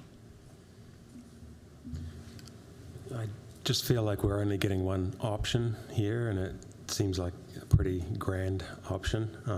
So I'd really like to see maybe some lower cost options rather than spending this entire $140,000 just on design for something. I'd love to see some of that money go towards actually addressing some of the more urgent issues at the skate park, because, as Commissioner DiIulio pointed out, that's what the skaters said. Just fix up the surfaces, and you're saying, well, there's other issues. Okay, but, I'd like to see more options, though, not the entire fix for the whole area. I would agree with that, and I had one, maybe two more questions. You mentioned variety for the skaters. We have a pump track now. The skateboarders are using that, correct? Some are. It's a really fast pump track, so not all levels of skaters are using it. I see more bikers out there than skaters. Well, so you're saying that might be a graduation for the advanced level skaters that could go there for their need for variety?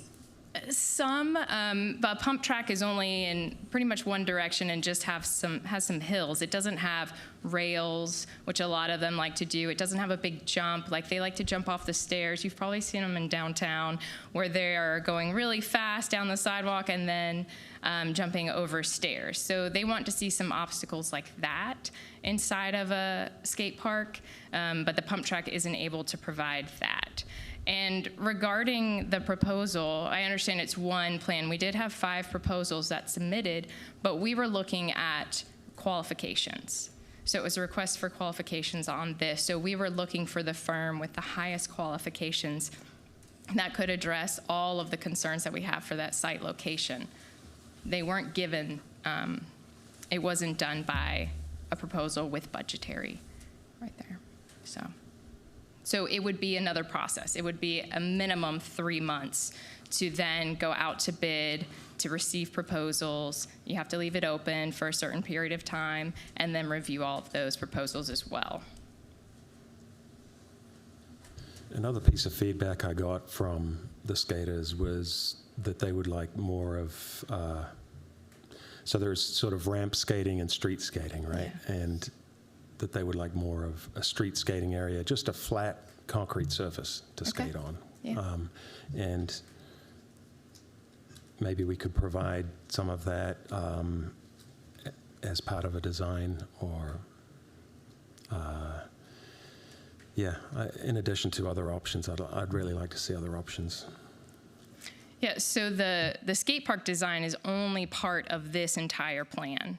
And then that is something that will then go out to bid for construction. But we will have a start of it. But we would be able to implement or put in all of the input that we get from the community, try to have more street skating opportunities in that design for the skate park portion of the entire plan.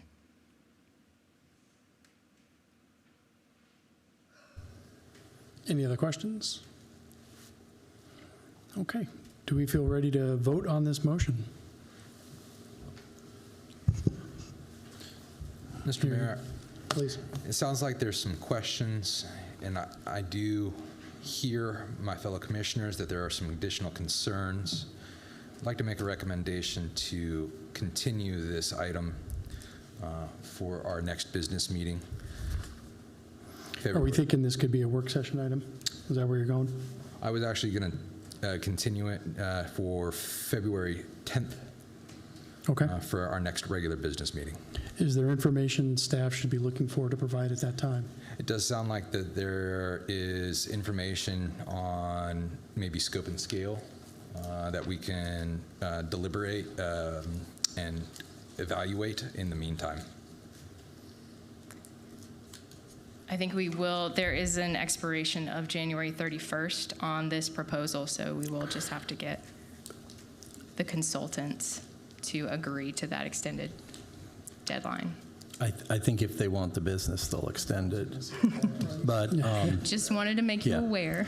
But I think what I hear the board saying is it would like staff to go back and have a second conversation with the consultant based upon some things tonight, planning for another meeting, as well as some future input. If you folks have input and want to get it to me via my email, please do that, and we'll make sure that we include that in our discussion. One thing I'll ask too to my fellow commissioners is, are we thinking we want to look at a plan that's lower cost and maybe more immediate in its implementation? Because it sounds like this plan is I don't want to say it's the grand design, but it's definitely a far-reaching, long-term solution type of plan that incorporates other elements in that area, the skate park and the other park adjacent. Are we thinking the skate park needs maybe a more near-term plan for repair and upgrade, or what? I mean, I would like to see that only because all I hear is that kids have nothing to do in Waxhaw. And so, you know, knowing what happens after school when kids have nothing to do, I'd rather them get on a skateboard rather than dig, ding dong ditch and get yelled at and Lawson, you know what I mean? So I think it gets them outside, and I think it has to be more immediate, it has to be cost effective, and I just don't want them waiting 5 years for us to be able to afford, something that's not reachable right now. I agree, and if there is immediate safety concerns, then that's a priority. Does that sound like clear enough feedback to come back in February then? I think so, yes. Okay. Thank you. Thank you very much, Melissa. Thank you, Mr. Mayor. You're very welcome. Excuse me, Mayor. So, Someone will need to make a motion to do that, to direct staff to do that. table? Table to the 10th? Don't table, defer. Defer. All right. Can I get a motion to defer this item to the February 10th Board of Commissioners meeting? So moved. All in favor? Aye. Any opposed? Hearing none, this item is now deferred or tabled. Deferred, Deferred. not tabled. I wrote tabled. Let me write defer. All righty. Next up, Mr. James Kelly again. All right, good Contract evening. for Kimley Horn. Yes, good evening again. So this is that project that we were talking about earlier that we're going to discuss in more detail. So this is the Broome Street Improvements HL0115 project, and to provide some information to the board, the Town of Waxhaw released a request for letters of interest and RFLOI for the provision of preliminary engineering services to prepare the engineering design plan and construction documents for this Broome Street Roadway Improvements Project, HL0115. Again, this is a locally administered project which involves federal dollars and state dollars, so there's strict compliances that we have to abide by in these types of contracts. The Town of Waxhaw solicited this RFLOI and received a total of 11 responses. And staff is really seeking your approval this evening to award the professional engineering services contract to Kimley Horn and authorize the town manager to execute the contract. So again, this is that locally administered project that we were talking about earlier, that where the scope is to construct a center turn lane along Broome Street, construct an eastbound left turn lane at the NC-16 and NC-75 intersection, which will help dramatically from a capacity standpoint, and add sidewalk and modernize existing pedestrian facilities. Again, that schedule that we've already discussed before, preliminary engineering is programmed within the STIP to start January 2026, move into right-of-ways March 2027. And like I said before, we've already done a Board of Transportation amendment to provide an aggressive schedule for this when it comes to construction, modifying construction from March 2029, advancing that to March 2028. So here's that overview, very preliminary sketch drawings is what we have right now. So you can see we'll add that eastbound left addition from NC-75 to NC-16, which will be great. Then we'll continue those pedestrian improvements, those roadway widening type improvements from that aspect as well, all the way from the intersection of 16 and 75 to North Church Street. So that's your scope of improvements. Now, the PEF selection process, that stands for Professional Engineering Firm Selection. Those documents, those full documents are within your agenda packet. So you'll see letters from town staff to and from NCDOT, to and from some folks in Raleigh authorizing various things. But essentially the process is this. The Town of Waxhaw released the RFLOI for the provision of preliminary engineering services to prepare the engineering design plan and construction documents for this improvement project. We solicited responses through the Duncan Parnell Bid Room website, the Town of Waxhaw website, and Town of Waxhaw social media pages. Staff received a total of 11 responses, and the selection process was done in accordance with the selection criterion outlined in the RFLOI, which has been approved by the state and federal folks. So within that selection process and those 11 firms, you'll see this more detailed within your agenda packet, but from a high level, Kimley Horn ranked the highest based upon our selection criterion, with 30% going towards demonstration of understanding the project objectives and responsibility in delivering the services advertised, 15% going to experience and qualifications of the project team, 40% going to local knowledge and experience with similar projects, and 15% going toward project-related experience with federally funded projects. Again, that NCDOT concurrence letter is included within your full agenda packet this evening. So some quick outlines of all the tasks that are included within this. Task 1 goes into field surveys. Additionally, Kimley Horn will explore the subsurface utility exploration, traffic analysis, environmental documentation. These are steps that we have to follow from the state and federal folks, the National Environmental Policy Act, the NEPA, environmental permitting, 30% preliminary design plans, geotechnical investigation, public involvement, signal design, 75% right-of-way plans, private utility coordination, right-of-way acquisition support, utility relocation, permitting, final construction plans, or those 100% plans, moving into bid phase services, and ultimately assistance with project management and coordination. I do need to make the board aware of one change. Starting in January 2026, the NC Transportation Department outlined some additional contract provisions for non-federal entity contracts under federal awards. This is just some standard language that the NCDOT folks and really statewide folks wanted moving contracts that are moving toward this design phase to include within their special provisions. We reached out to the consultant, Kimley Horn, and they said, yes, we're fine with including these provisions, and they've sent us an updated contract. So within this updated contract, which is not within your agenda packet, you'll see this additional contract provisions that are pretty standard as far as making sure that you follow contract work hours, safety standards, those sorts of things. So the language is pretty standard. As far as the fees and expenses, the total, where the funding comes from and the total amount requested, so the total amount requested is $626,507.44. And there's the breakdown for each of those tasks and how much is being allocated. And again, within your agenda packets this evening is more detail if you're interested. As far as from a funding standpoint, all the monies have already been allocated and reserved. So the town is contributing $95,000 via an ordinance that the town has originally approved. $172,000 are coming from fee and lieu, TI mitigations, and you can see the account where the monies are. The $368,770 is from a combination of bundled between state and federal dollars through your CARPO direct attributable grant that we've received. I'll note that those state and federal monies are based on a reimbursement model. What does that mean?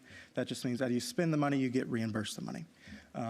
The remaining $9,000 in there, so the difference between the 635 and the 626, that can go to aid to account for NCDOT review fees. So as we go throughout this process, this federal process, state process, NCDOT is going to charge the project for their time in reviewing the documents. So that additional monies will be spent there.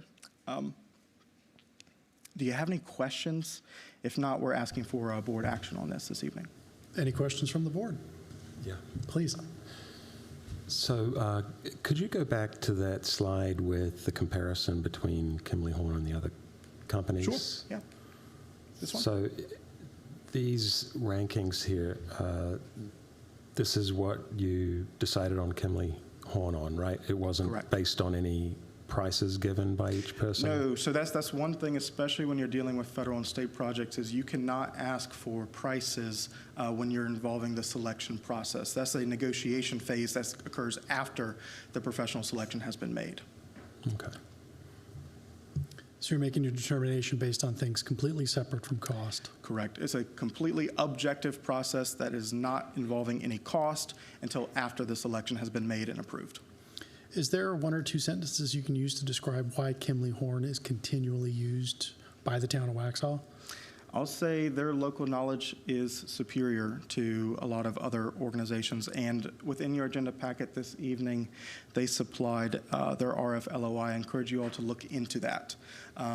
Their RF LOI was very superior in the sense of their local knowledge with the town, with what we were looking for and those criterion that we were analyzing. Yep. And I know they also do work at the state level as well. State and federal level. Not just some Correct. small local outfit at all. So, Correct. Thank you. Yep. Yeah, I mean, just looking at these scores, it's really negligible between Kimley Horn and RK&K. Yeah, some of them came close. Some of them did come close. I think some of the deciding factors were within that RF LOI, what the town has stated and was approved by NCDOT on what we were looking for. Some firms just missed the mark on that, so they were docked points. Yeah, there's about 5 on here that are very close in final score. Yeah. Okay. So we're looking for a motion to award HL 0115 contract to Kimley Horn. Can I get a motion? Motion to award HL 011, I'm sorry, is that the one? Yeah. Yes. To award the HL 0115 Broom Street Improvements Professional Engineering Services Contract to Kimley Horn in the amount of $626,507.44 and authorize the town manager to execute the contract. All in favor? Aye. Any opposed? Hearing none, this motion carries. Thank you. Thank you very much. One step closer to a little better road. All righty. Mr. James Kelly, don't go anywhere. All right. So this next item that our IT folks are helping pulling up is the consideration of the approval of side agreement letters for the intersection improvements at Waxhaw, Marvin, and Pine Oak Road. So if the board recalls, this was back in June, July of last year. We said, hey, in 60 days, we'll bring this back to you. Well, it took us a little bit longer than 60 days, but we're happy to announce some good news when it comes to this, is that there's an opportunity for the board to decide to move forward with these side agreement letters in lieu of condemnation. So as we walk throughout this, our requested action this evening is to authorize the town manager to execute these side agreement letters along with the joint written direction for disbursement of funds. So let's walk through that. So to provide you some background, again, this is at the location of the intersection of Waxhaw Marvin Road and Pine Oak Road. And we're going to focus in on parcels 5 and 6. Again, at your July 8th, 2025 BOC meeting, the item for condemnation consideration was removed from the agenda to allow for additional time to negotiate with those two property owners. And good news is an agreement has been reached and is returning to the BOC for your approval consideration in lieu of proceeding with condemnation. So again, to provide some more detailed numbers, figures, Parcel 5, the owner is Miss Dorothy Laney, a very nice lady, and you can see the impacts for the project there and our current offer based upon a certified appraisal and certified review. And I'll just emphasize that is an appraisal and certified review that's done separate from the town, so that therefore there's no bias there. Based upon the certified appraisal and certified review, both third parties agreed that the amount for just compensation would be $49,325. In addition, the property owner has requested this side agreement letter for approval for you all tonight, but there's that full breakdown there for you there. And then the right-of-way diagram too, if you guys have any questions. But as far as the side agreement highlights, Miss Laney had some valid concerns when it comes to preserving her trees. I'm preserving one particular tree named the Betty's tree. So when it comes to trees, we are within the side agreement that you can read within your agenda packet. You'll see that we're going to identify the trees and bush removals and the trees that are going to be preserved, along with providing some additional tree screening for the property owner. And then, of course, ensuring the preservation of this Betty's tree, taking extra measures to protect this tree that's very significant to the owner. In addition, we're going to look at some guardrail and separation devices just as some added safety measures, and we'll have to explore a right of entry agreement in order to access the owner's property, so that'll be a follow-up action. Also look at a concrete driveway apron, which is an in-kind restoration. Also, the property owner was concerned about her septic tank and sewer tap explorations, so we've outlined a procedure if the septic tank is damaged by construction, and then also a procedure to explore potential sewer taps in the future. In addition, we've outlined equipment storage procedures, erosion control, construction timelines, construction work hours was a concern. We're going to match those DOT construction hours to not have any of those nighttime hours, really. Also, some seeding and mulching. So those were her concerns, and we're just outlining those concerns to meet the property owner in addition to the just compensation. Similar type of thing going on with the other parcel. The owner is Melvin Witherspoon. His current offer and certified appraisal came back at $14,375 with the additional side agreement letter. So you can see the breakdown there, plus the right-of-way diagram, plus the highlights. Again, we're very, very similar to the Laney parcel, minus the Betty's tree, because that was specific to the Laney parcel.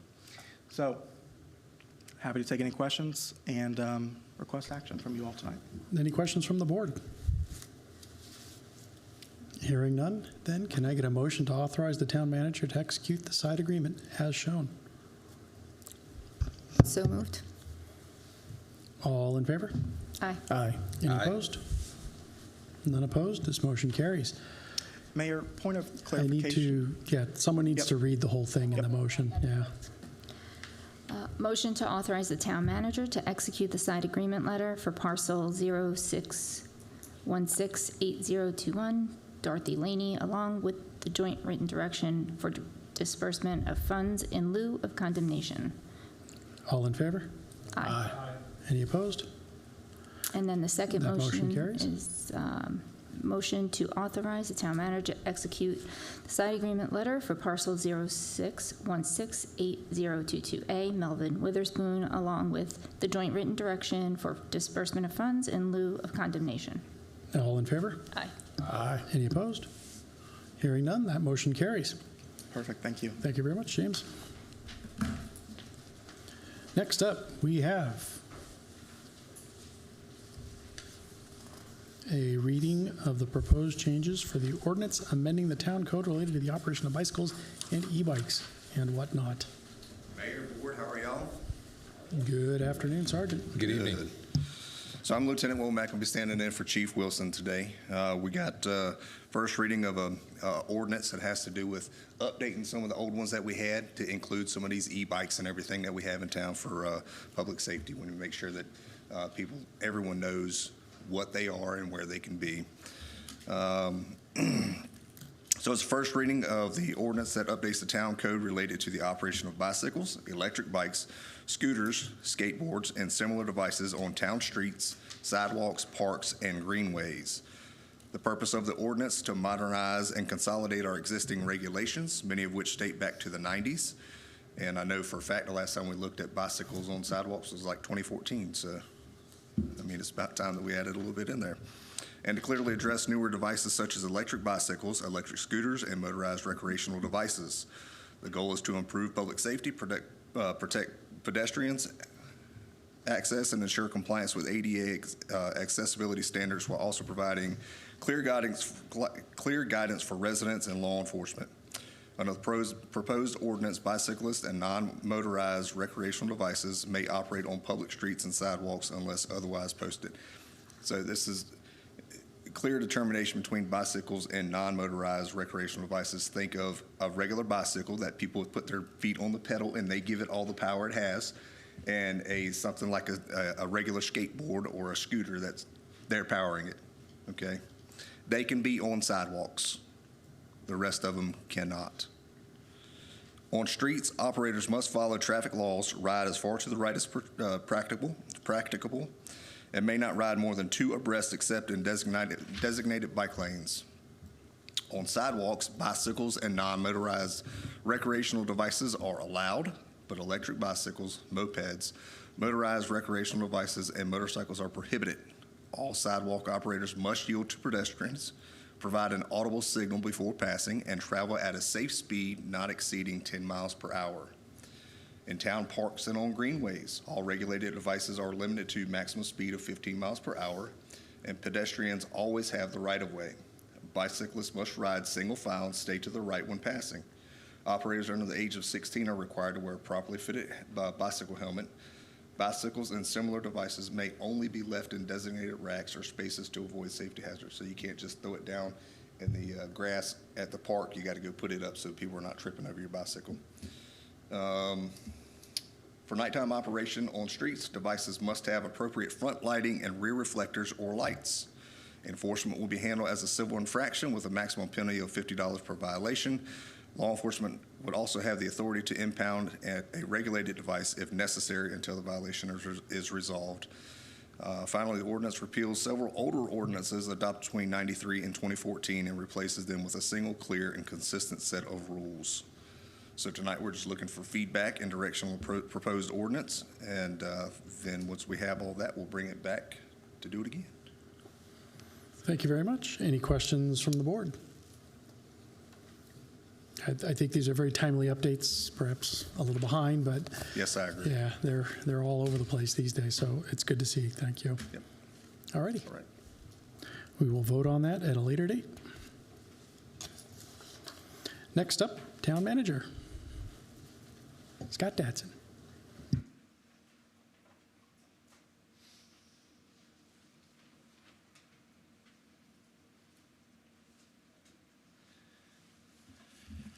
Good evening. Tonight's presentation starts with the financial report for a reason. You need to understand that before we go into the three proposed ordinances that you have. The first one being a budget amendment to your current CIP budget for this fiscal year.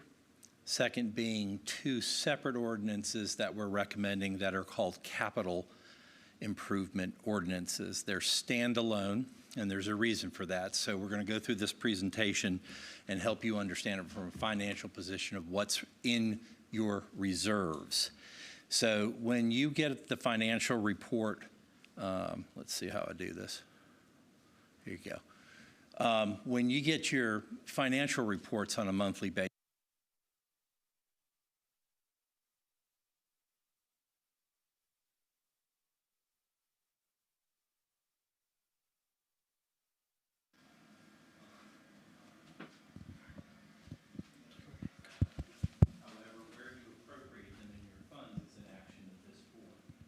I think we're getting you a new mic. what's that? We're getting you a new Oh, microphone. getting me a new mic. You'd be a good roadie. Can you hear me now? Gotcha. Now better? Okay. So you folks, as a legislative body, appropriate by funds. You don't appropriate by cash. Okay? That's the first thing. So let's take some key financial takeaways from your December 31st report. Your operating finances are stable, with your spendings below mid-year levels and revenues tracking based on collection timing, meaning that the majority of your funds are done on a quarterly basis, number one, and then secondly, the majority, the largest portion, which is property taxes, are collected October, November, December. That's when the majority of those funds are collected. So that's your largest cash position at any one time in the year. The current cash position, now we're flipping to cash, how much money do you have on hand, supports ongoing operations. Most capital improvement funds are already committed to approved projects that will occur over several years, and we're going to talk about those tonight because I'm going to ask you to do some adjustments to those so that your projects can carry forward. And then that's that board action that we're going to talk about. So the general fund, which you really have a general fund and some small special funds. You don't have a utility fund, you don't have an enterprise fund, you don't have any other fund accounting that you really deal with. You generally, you have a general fund. So your year-to-date general fund is tracking within expected ranges. So your, no, what was that? What did I do? Well, me and technology, right? Lord have mercy. There you go. All right. So what you have here in revenues is you have a budget, for example, of revenues of $26 million. To date, you've received approximately $15 million of that, or 58%. Your expenses are, I know that those two numbers are different. We've amended the budget since the beginning, but what's understood is your expenses are at 43%. So your department managers and your finance team control your expenditures fairly well and keep that below that 50% number. December 31st is 50% of the way through the fiscal year.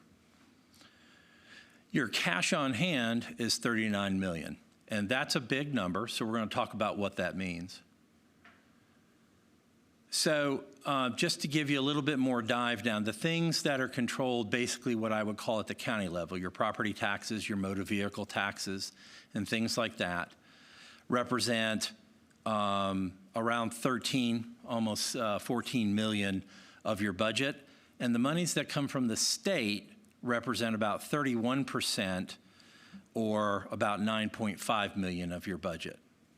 Those are your sales taxes, franchise taxes, and those kinds of other taxes that you receive as a pro rata basis or in different legislatively allocated ways that you gin up locally, most specifically in franchise, but in motor vehicle. But in areas such as sales tax, you get a proportion backed by state law. So the way the county redistributes those dollars is not, did you gin up that much in sales in the town? No, you get a proportion of all of Union County, as does Monroe, as does Indian Trail, as does Stallings, as does do the other towns. So based upon that, your biggest single collection is property taxes. So you're at about 58% of all revenues collected. That's a good position to be in. Expenditures are at 43%. So that's a good spread. It's where we like to keep it. And we try to work towards that below 100% on spending so that we create reserve and fund balance. So if you look at it by cash, you have, and I'm only highlighting 3 of the funds. So this is by fund, your cash flow. Your general fund has the largest amount at $27 million in it. Capital reserves sit at essentially $5.4 million. And your building inspections, we monitor that because that's a standalone, separately statutory group of spending on how we deal with that. And they're sitting at fairly steady at about $633,000. By cash, these are there's a list of about 12, maybe 14 different bank accounts, but these are the 2 that give us the most relativity and we use the most or we monitor the most. First is your truest operating. You notice that number from August, July, it spikes up a bit. We get a bit, we haven't spent as much. We get more inflow of cash relative to spending, and then it begins to decrease over time, and that's because you're not receiving your large amount of cash until quarterly payments somewhere about a fourth of the way through, and then halfway through, that's when you're largest. And so those funds begin to look better as we go through the year because, secondly, we're also investing in cash. So we invest that cash to get a return and add it as a revenue line item for use by the town. So your CIP is, and this is your cash position. So this is what we want to talk about and how it relates to the 3 actions we're asking you folks to consider. In the CIP, it serves as your dedicated reserve. You have a designated fund. In other words, it is designated, it is not undesignated, and those are 2 very important terms. You don't have your audit yet. You won't have it because state law moved that audit date out into February due to Helene last year and the inability for a lot of our communities in the western part of the state to be able to give timely financials. So the state treasurer moved that date out, so you will not get that until February. But we do know where our cash is. We do understand what our beginning cash balances were. So this is subject to change when the auditor comes back in and makes adjusting journal entries. So this is an unaudited view of this. So in your CIP cash reserve position, it is not all in one spot. It is in about 3 different spots in your funds. One is your, and what those total are about cash on hand. Out of that 39 million, cash on hand is about 10.6 million is already reserved. In other words, your cash position is really 29. These are reserved. Of that cash on hand that is in those CIP reserves, 9.6 million is committed to projects. So the board, in your November report that you got from me, you saw a bit of the breakdown. We're going to be more specific about it tonight so you understand this. So here's the bad news. It's not bad, but here's the news to date until we get the audit report in, the adjusting journal entry, and the board can then take further actions on your cash position. Right now, you're short on your current projects, so we're going to talk about that. Now, this is such an easy to see chart here, but let's talk about it a bit. Does this have a pointer? Does it have a pointer? Is it the middle button? Yeah, okay, I didn't click it off. I'm winning. My children, when my kids come home from school, I have to give them my phone because I don't know how to operate it. In this, I'm sorry that people can't see this specifically on your computer. There's a series of numbers that I want you to see. Your CIP fund, or Fund 403, is right here. We start off at about 5.7. We're at about 5.4 million. And our obligated reserve of that 5.4 million in Fund 403 is about 5,364. So that is what you have reserved in that particular fund for obligated projects. The second one is this Fund 385. It's also a CIP fund. And in there, your obligated reserves are 355. The cash sitting in there is about 910,000. That is where your motor vehicle taxes, your tag taxes, that's where these go. These monies go here, and they're used for small capital projects, and you have actually obligated it to a very specific project called Bonds Grove. Do I get the right one? Is it east or west? Where's James? East, thank you. I get that one backwards all the time. But this is for east. That's the traffic light. So when you total these, your obligated cash position is about 6.3.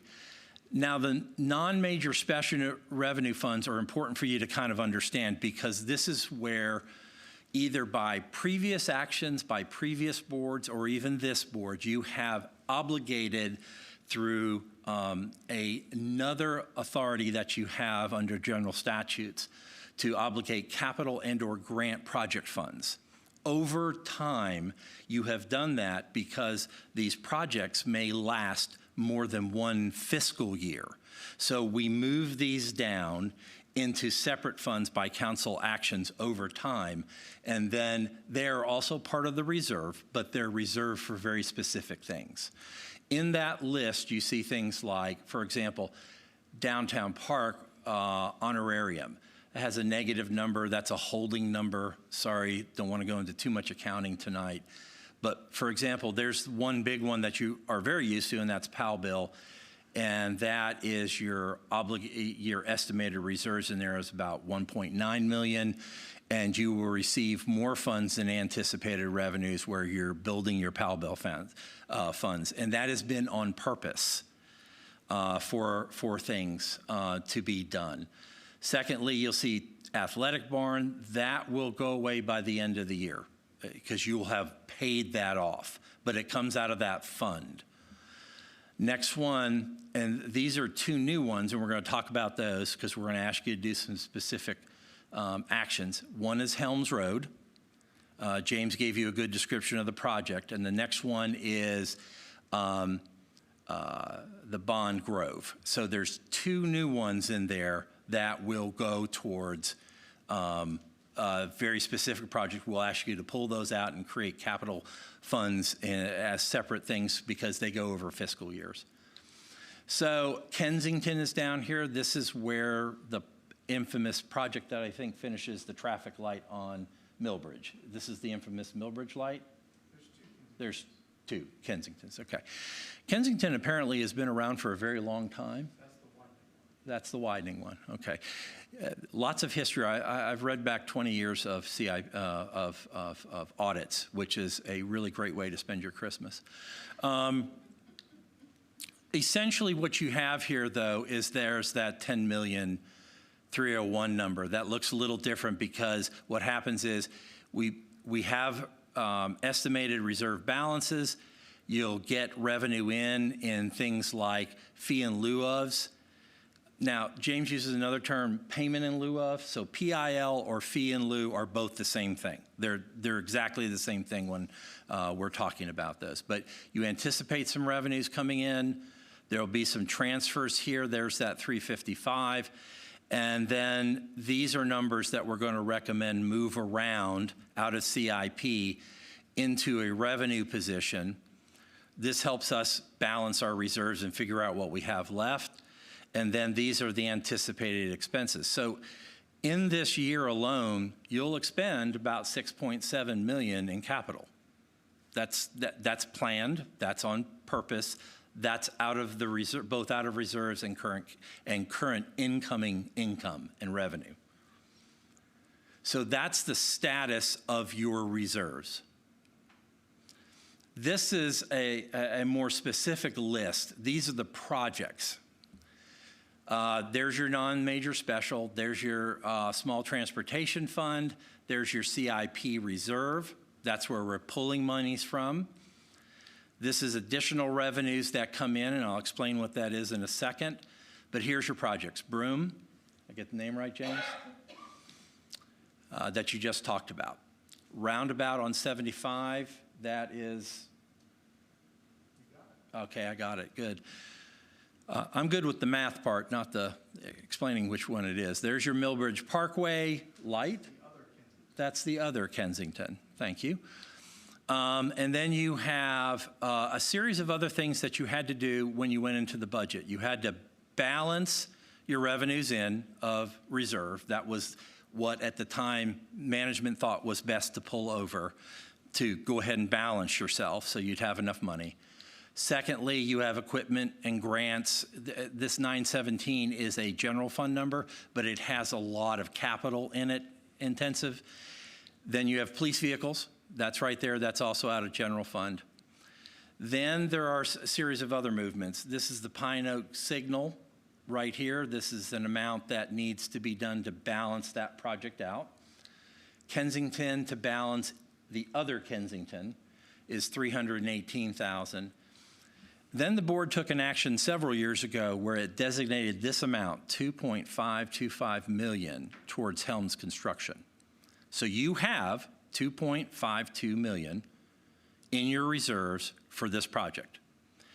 In your general fund budget that you moved over to your CIP, you allocated $750 for the design part of it. What's missing from Helms is what we're going to start talking about next, okay? So the ordinance tonight is threefold. The first one's the CIP budget amendment. Our recommendation will be to amend that, and we'll look at that here in the numbers in a second. That will balance out your projects in this current fiscal year from a capital perspective.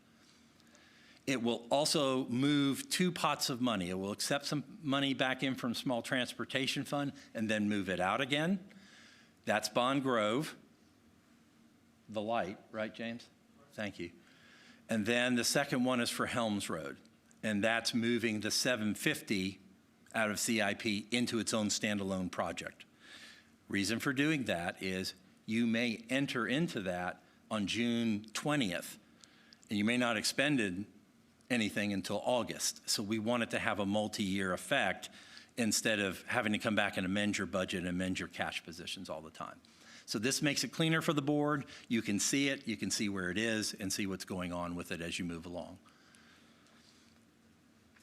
So this is the first ordinance, and this is the CIP budget.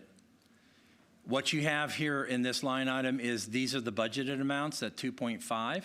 And these are the projects: Helms Road Extension Design, 75 Old Providence, that's that 282. The 1675 Turn Lane Design, that's that 95. Pine Oak Signal, that's the total amount of $750 for that. And the Millbridge Parkway Signal is $270. And then there is Bond Grove at $355. However, three of these projects are a bit short. Old Providence at $482, 172 at the N1675 at 172, and Millbridge Parkway Signal short by 153. Now, the reason they're short is you didn't move the reserves over. So now what we're going to have you do is move out of reserves and into spending, okay? So that's 807 that completes the projects that brings your total in CIP from here to here. Okay, so those are the actual project cost. So now we're recognizing that. They were not being recognized before. Secondly, this is where the money comes from. So you're moving $355 from $355,000 from your CIP fund reserve of 385. That's the fund number. And then $452,000 out of your reserve to finish these projects. That gives you the 807, balances your projects out. That allows you to now move forward with your projects, except for two, Helms and Bond. Okay, just want to make sure we're following along with this. It took me 3 months to figure it out, so, you know, it's been taking a while to get there, only simply because of where projects were, what they were, my learning curve, and some other things. So what this budget does, what this budget amendment does to your CIP, this is not your general fund, but it clarifies now where these projects are going to, pulls your reserve amounts in, because in your general fund it showed zero, and it showed zero in your CIP. We didn't move any funds in. This recognizes the funds, allows the projects to move forward. So that in itself is what it does, but it also moves these two dollar amounts. It moves Helms Road from being back in there to its own standalone, or Fund 406. Bond Grove then moves down to its own Fund 407.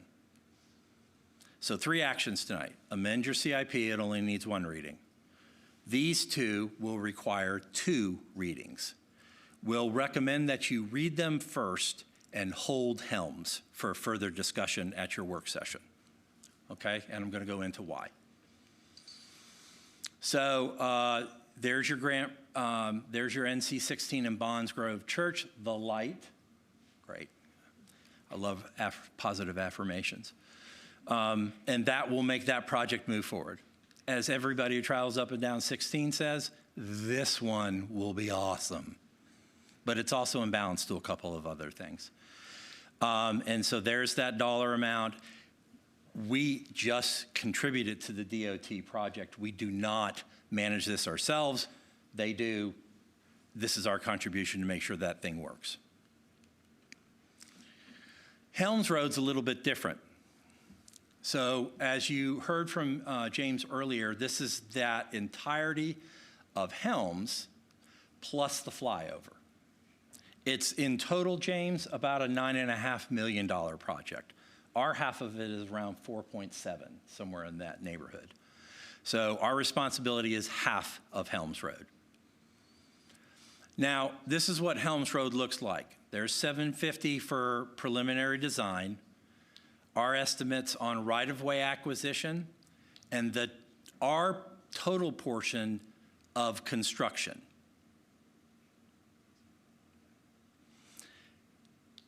You have in your accounts $750 for design.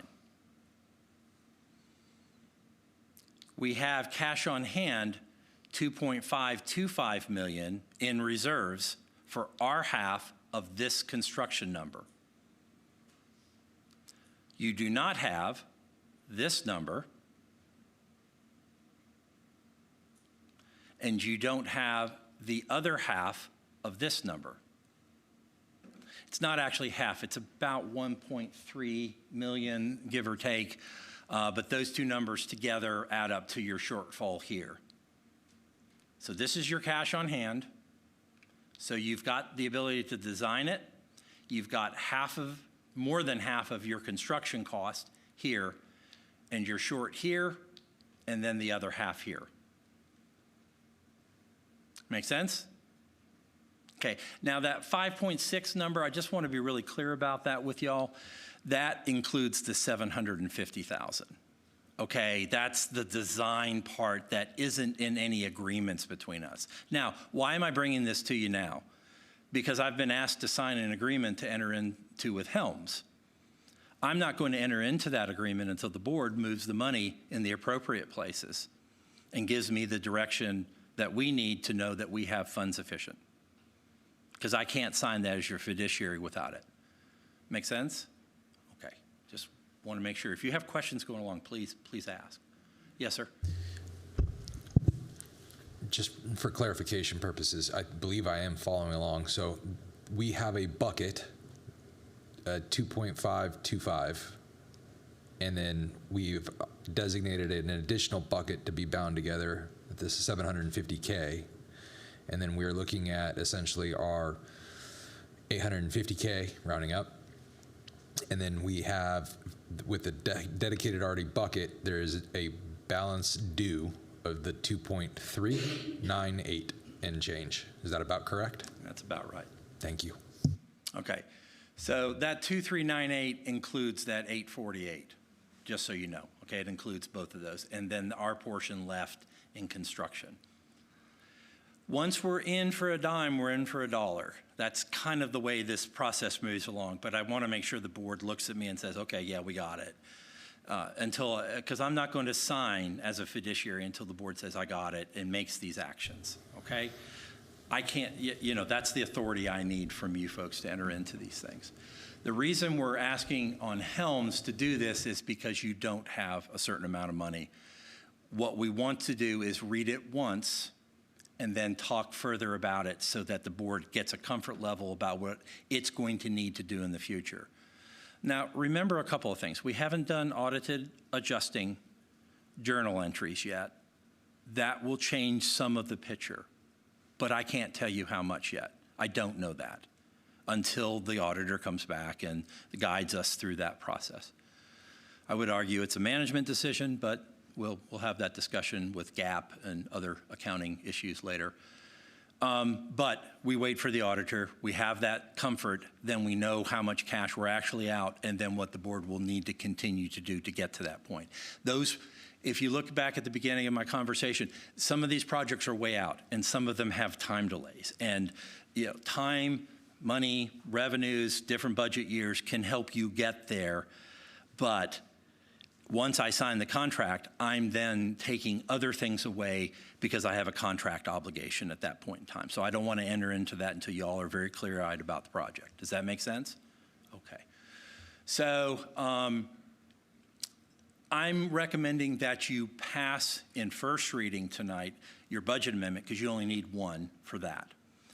I'm asking you to do first reading for the other two, Bonds Grove and Helms, in first reading, and then hold on Helms until we have a work session. We talk about it, get a little bit more information. If you have further questions, we have the fullness of that. Then you can do the second reading at another meeting. I do not have to sign that contract on Helms now. I have a little bit of time to do that, but this, and you folks allow me to go into it, gives me the ability to then sign that we have funds available and that you are dedicated to getting that project done. Make sense? Okay. That is it on that. I don't think there's anything else with that. Nope. So let me stop there. You have, do we have the budget ordinance up, Bradley? Do we have that ability to put that up?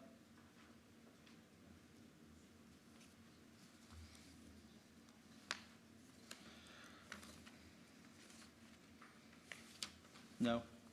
That's all right. So the next action item, I don't think it's in there. So the next action item, the one I'm really talking from, I did a financial report, but the one that's in front of you is to amend your CIP. Okay? Do you want to see that again just one more time on this report so you understand it? Okay.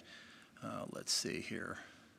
Can you put that into the mode where I can move it along as a slideshow? Thank you. Let's see. Let's get you right here. Right here. So the CIP budget ordinance would do this. On the expenditure side, you would amend it by adding $807,000 worth of expenditure. Those monies are coming from reserve, and they're basically coming from fee in lieu of.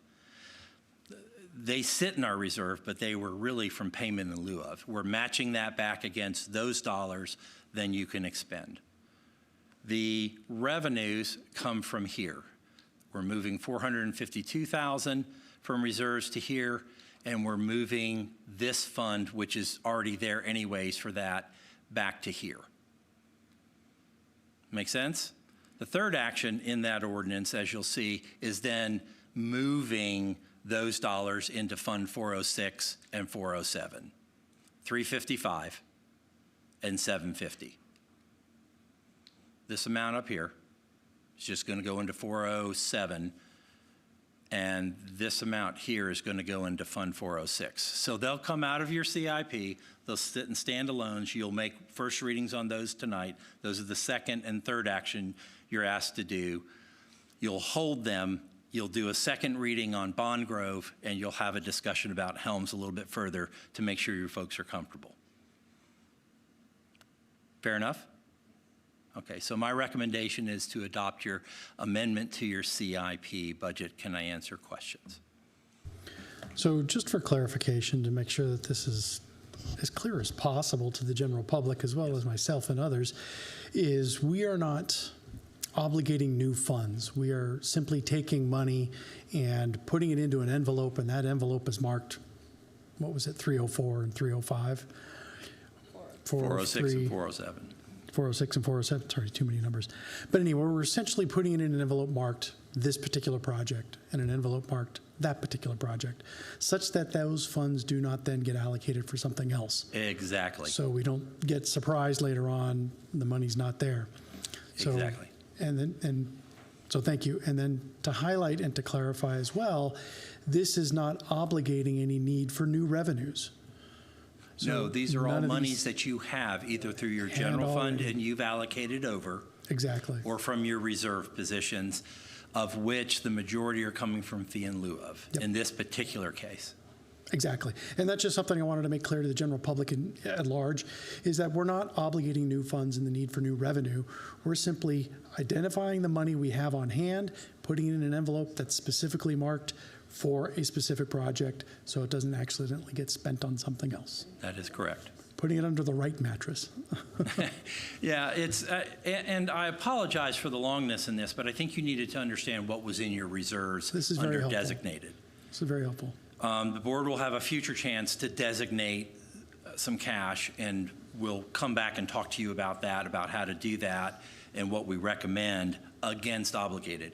The other thing I want you to understand is all of these projects outside of Helms, which is why I've asked you to do a first reading on that particular ordinance, is that everything else I've recommended comes from a previously obligated approval that this board or a previous board has made by ordinance, and it's been reserved by your auditor and by you in your allocation of funds. So these are allocated funds from time, allocated projects over time, and this is now we're spending them. Because your CIP here is not all your reserve cash and all of that kind of stuff. This is just simply what you intend to spend in this fiscal year and where you intend to get those revenues. We just didn't show enough money in the transfers to balance those things out. This balances those out. So this you'll read a first time. Bond Grove you'll read a first time, and Helms you'll read a first time. Those are three separate actions. Good question, Mr. Mayor. Any other questions that I can answer? Any other questions from the board? One question, Mr. Mayor. This also is in concert with the collections of payments that we've already received for fees in lieu or payment in lieu with these designated projects, as in like the Bonds Grove signal light at NC 16. It already accounts for that. If we haven't received it yet, we have not asked you to spend it yet. Thank you. So if you go back, sorry to do this to you, but if you go back here to this really exciting one, there's anticipated revenues of another 465 that are guaranteed by agreement to come in this fiscal year. We anticipate others in future. Year, but we're not asking you to consider those yet in spending. So these are just in either anticipated revenues because we have them, or we're expecting them to come in. Down here, this is actually from cash. The 318 is coming from up here in your reserve. The 750 is coming from general fund into CIP down over into here. And this is just the balance of PAL bill that we'll get through the balance of the year. That's all that means. We're not doing anything with PAL bill right now. We're not asking you to do. You have expenditures for PAL bill this year as an ongoing concern in your general fund right now. That's for resurfacing and other projects that we have that will start here in the spring. but we also have a reserve for PAL bill because we know in the future we'll need it. Roads have a tendency to cost you more money tomorrow than they do today. Is that reserve on the PAL bill in its independent bucket, or does it need to be future Yes, sir. separated? Good question. There it is. It's in its own bucket. These non-major special revenue funds, these are all separate. Okay. They're separate than Fund 403. They're separate than Fund 385. They're all down here in these buckets. They're in separate, designated, standalone buckets. Already designated through previous board action. Okay. So you're looking for a motion to approve ordinance 2026-002? Yes. Very good then. Can I get a motion to approve ordinance 2026-002? So moved. All in favor? Aye. Aye. Any opposed? Hearing none, this motion carries. And then the other two items you have listed will go for a second reading. They'll go for first readings. First readings, okay. Yep, first I thought readings this on the was the next first reading. two items on your agenda. All right. Is that correct, Barbie? Do we have those as separates? Yes, tonight would be the first reading. First reading of the Yes, next two. this is the introduction part. Okay, so you have another two presentations to go. Well, I've already presented them. That's what I thought. That's what I was. Yeah, that's what you thought. I did this all in one to Yeah. kind of get you that, but for those listening, so we understand, you've done this one, the CIP budget. This allows you to now do the first readings of the second two, and that is for these two. So the movement over into Helms Road for first reading and Bond Grove for first reading. Fund 406 and Fund 407. I do not know what the ordinance designations on them are, but they are two separate ordinances. Yep. Is that correct? 2026-004 and 2026-005. Yes, that's correct. Those are for first readings.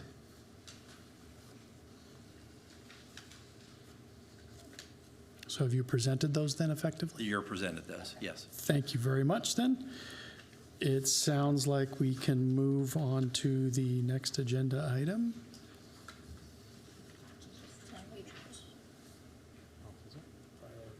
Discuss the BOC priorities? Okay. They passed those ordinances in first reading, those other two? They're just up for feedback. Okay. They're just for first reading. If they have any feedback. Yeah, just for first Yes. reading. My recommendation is you do first readings on both of those so you can hold them Certainly. tonight. So I would recommend you do that. You can hold them and then on to your second reading.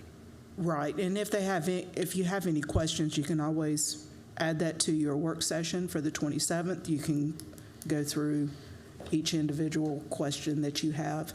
We'll have copies of those for you. Okay, that sounds good. All righty. So next up, the item that was added to the amended agenda was to discuss Board of Commissioner priorities. Does anyone want to kick this discussion off in particular? That Where do we would want to be go me. with this? Commissioner Daunt, what do you got? So, since Mayor Murray and Mayor Pro Tem Wedra and myself were elected in November of 2023, it's been 2 years of ideas that we couldn't implement. And so over the time, I did make note of those ideas, and prior to the swearing in of our 3 new commissioners, we discussed them, and so I wanted to make them public, some of them public here today, just as a way of making it official that we're all in concert on this, and to so that our town manager can put some on each agenda for each meeting. Some of these are low-hanging fruit, pretty easy. So I'll just go through one by one. There's a list of 12. I figured 12 is a good number because of 12 months in the year. So number 1, add a board response line in our agenda after public comments, so that after the mayor closes public comments, he can ask the board if they want to make any comments in response to the speakers. 2, bring the original option 5 parking configuration for Red Oaks Trail, as offered by James, before the BOC for a vote. 3, do a presentation on the employee efficiency program that was implemented in 2024 to raise awareness with town employees. 4, add costs to county taxpayers to the cost to serve study and present to the BOC. 5, present options for town campus cost mitigation. 6, do a presentation on public banking with an expert from the Public Banking Institute. 7, return the Christmas tree to the downtown area and explore getting a permanent tree planted so we don't have to pay for a tree every year. 8, bring a resolution in support of HB 24, restoration of downzoning powers, before the BOC for a vote. 9, in 2025, Whittington implemented enhanced fees if large trees are cut down on land that is being developed. Let's look to do the same thing here. 10, start the process of working with our state delegation to implement a recall process for elected officials in Waxhaw, as other towns in North Carolina have done.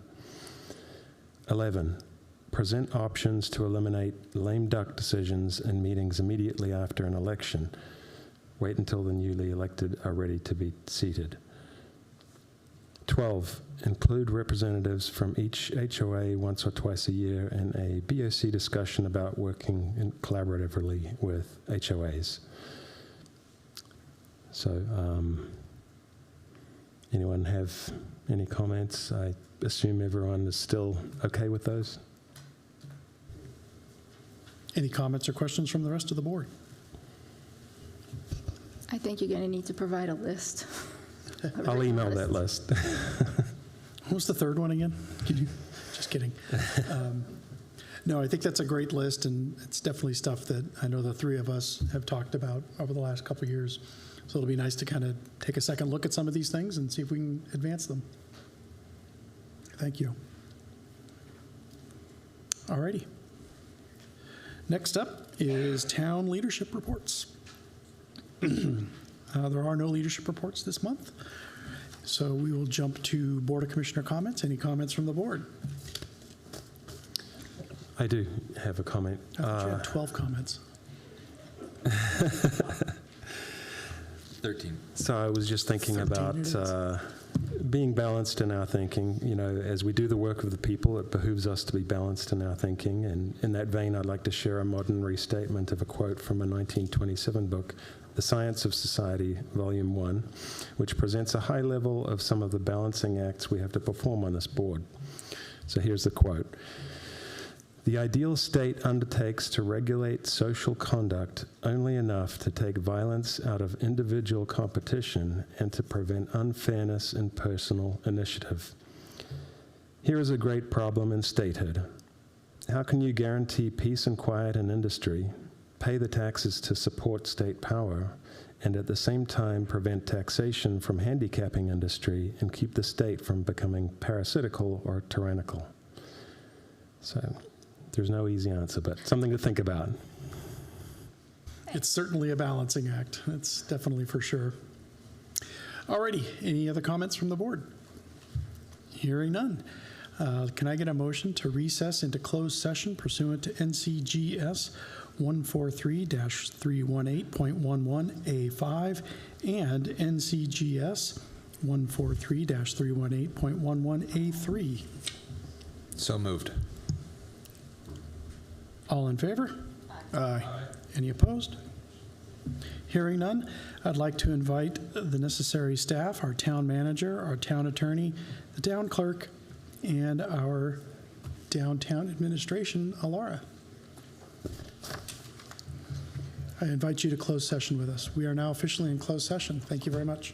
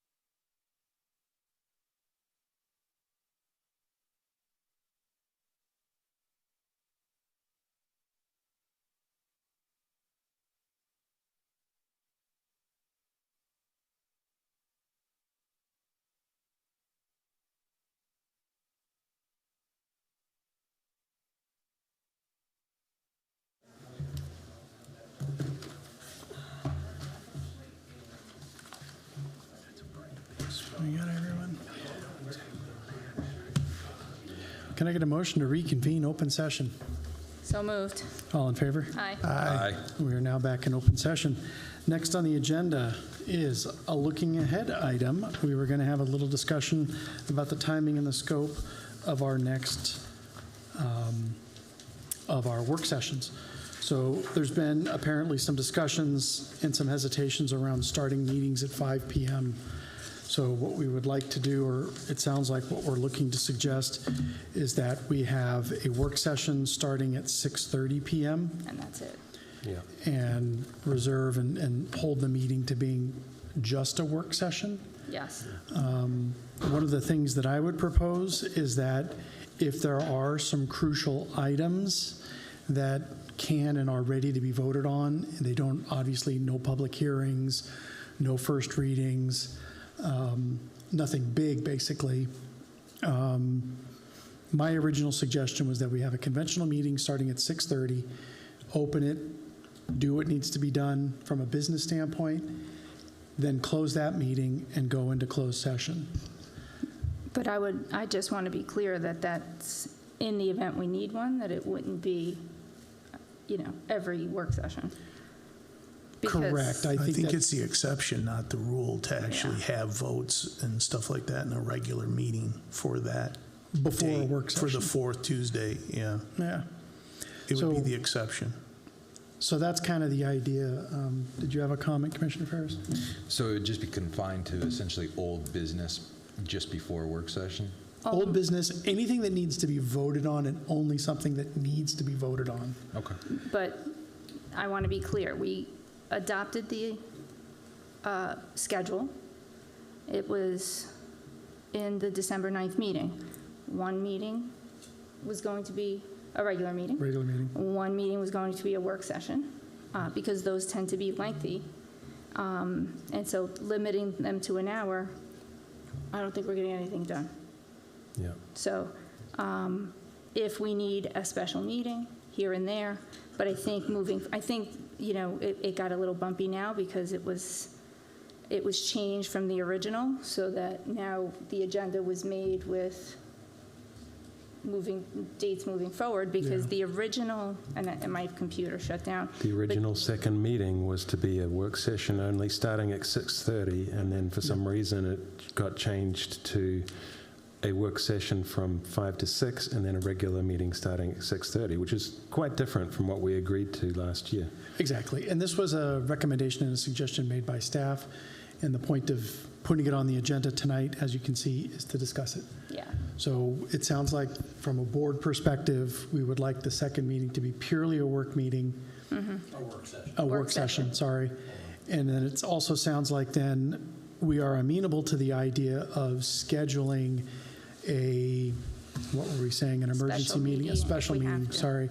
A special meeting as needed, either at the tail end or at the beginning of the work session. Or another day, if it doesn't come up, if something comes up Yeah. in between. I mean, it does, and, I think if we're planning accordingly now, that will be less likely to happen. Less of a shock, yeah. Is this something the staff can work with, Barbie? What are we thinking? So currently, your rules of procedure indicate that work sessions are special meetings. Already? Okay. Already. So that is what it's currently addressed as. One of the things that I would suggest that you do at this first work session is to amend your rules of procedure to allow you to have work sessions and not call it a special meeting. That's something That's I'm one of talking the things I would definitely do. That's a very easy fix. We can do that by motion and direction. Okay.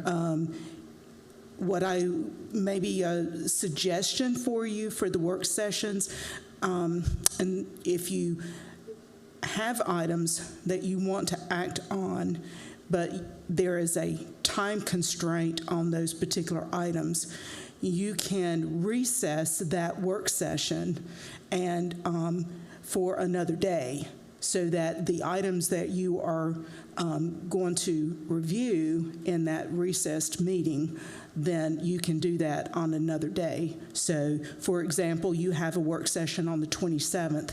If you have something that come before you and there is a time constraint for some kind of planning, zoning item, then, and they need to have it by a particular day, then you can say, well, we'll recess the meeting and we'll take action of this item at said date, whether it be the very next day at a said time, so that the public knows that that's a recessed meeting for that day and that time and here in the town hall.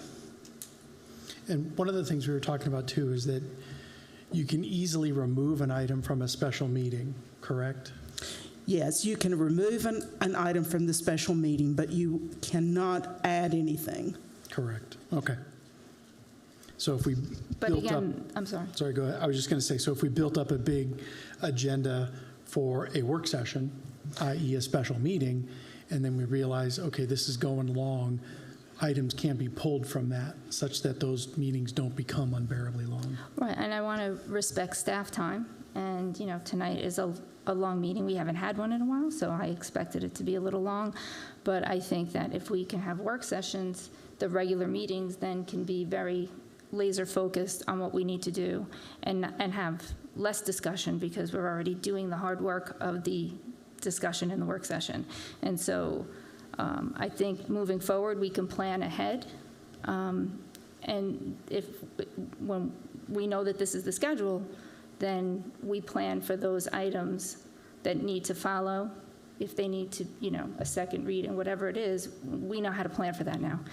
If something should happen to come up, great, we can figure that out. But yeah, I think we need to spend time in work sessions just to make it easier in the long run. Right, and by having those work sessions and those longer discussions in the work session, we can have regular meetings that are more digestible to the public. You know, it's not conducive to public engagement to have a 4-hour meeting, you know. And just in quick research, you know, there are a lot of local municipalities that have one-in-one work session and one regular meeting, or just a regular meeting. And, you know, by general statute, we only need to have one regular meeting a month. So I think the original adopted schedule that we had on December 9th, without dictating a different time, is what we need to go with. Do you mind if I put a little Please, input on Kevin. that? Because I've seen these done in a couple other places and everything, and I think we were originally talking about doing that with just having the one meeting and then the work session, but it looked like there might be several months where potentially there was going to be a lot of backed up items and other cases and everything, and then it might become a little bit more regular that we might have the meeting there. Is 6:30, is that the earliest that y'all can do? Because if you could do, 5:30 or 6 or something like that for the workshop, that may give you a little bit more time to get through some of that. And then if you have to have those other items on there, just a suggestion. I just feel like in terms of timing, because it does kind of compress everything, having it at 6:30 on 2 nights and trying to get everything in there and squeeze the workshop in too. Well, I mean, I'm just looking to do a work session, in general, unless we need to. And so more often than not, they'll just be work sessions. I mean, the few 2x2s, before you got here, we did 2x2s. They were 2.5 hours. Right. Sometimes 3. Right. And that was just with 2 commissioners having a discussion. Right. So now when you have 6 of us on a board bouncing ideas off each other, it's going to be long. And so to try to, I think we can plan ahead. I just think this is just going to be the way it works, and if it doesn't, then next year we can look at it again. But I think, you guys can. We can always pivot at any time, really. I mean, at make any changes. time, really. Yeah, we can change it at any time. Yep. Okay, so it sounds like then the board is in a general agreement, as I am understanding the board, that a 6:30 start time for a work session on the second meeting, that is a special meeting. Special meetings that's a 48-hour notice by statute, correct? So it won't That's be a correct. special meeting. So It'll just be a work session. if the work session is or remains a special meeting, then that allows us to change that agenda 48 hours. ahead of time, giving us a fairly short window to pivot if necessary. To change the date of a meeting. Not the date, but the idea, what I'm getting at is this idea that things get backed up in the regular meeting and that there's one or two items that just need to be approved or voted on, that we have a 48-hour notice to put that out saying the work session is already a special meeting, so 48-hour notice to a special meeting, here's the new agenda to that special meeting, and we take care of the voting items right off the bat in the work session meeting. I just don't want that to become the norm, because. I agree. Yeah. I agree completely. And I think that we the may goal is fall to back avoid- on that. You know what I mean? Because we do. And So- I want to try it the way we originally said that we would do it, and then if we need to tweak it, then we'll revisit it, if it's not Okay. working. I'm good with that. Okay, so at this point then, it's safe to say that the first meeting of the month will be a normal board meeting. The second meeting of the month will start at 6:30 PM, and it will be a work session. And we want to, at our first work session, it sounds like, change our rules and procedures, making work sessions a work session, not a special meeting. I don't Correct. know how Just we take the categorize special that. meeting off of it, Just take and the you'll special meeting use the off. work session as A work a session. regular work session. Yeah. Perfect. And we can come up with the wording for that. Okay, that sounds great. All right. All righty. Everybody in agreement on this? Everybody feeling happy? Everybody feeling The good? meeting schedule, so just to be clear, we're going to take the 5 o'clock time off of that, and followed by a regular meeting at 6:30, and we're just going to have the second Tuesday of each month is going to be a regular meeting at 6:30. At 6:30. And the fourth Tuesday of the month will be a work session at 6:30. At 6:30, yes. And then I'll bring that back to you. We'll put it on the agenda for you to re-adopt, because we'll need to have that re-adopted. So perhaps that first work session would remain a special No, meeting? It will, Such it that we will, can vote on it? it will come back on January the 27th, so you'll have that, and your rules of procedure will be an agenda item on the 27th for you to amend. Yes. So you'll be able to do that, and you'll have the meeting schedule that we composed so that we don't have to notice those meetings each time. Yep. Okay. All righty then, that sounds good. I'm glad we got clarification. Thank you for everyone's input. Can I get a motion to adjourn? So moved. All in favor? Aye. We are now adjourned. Thank you.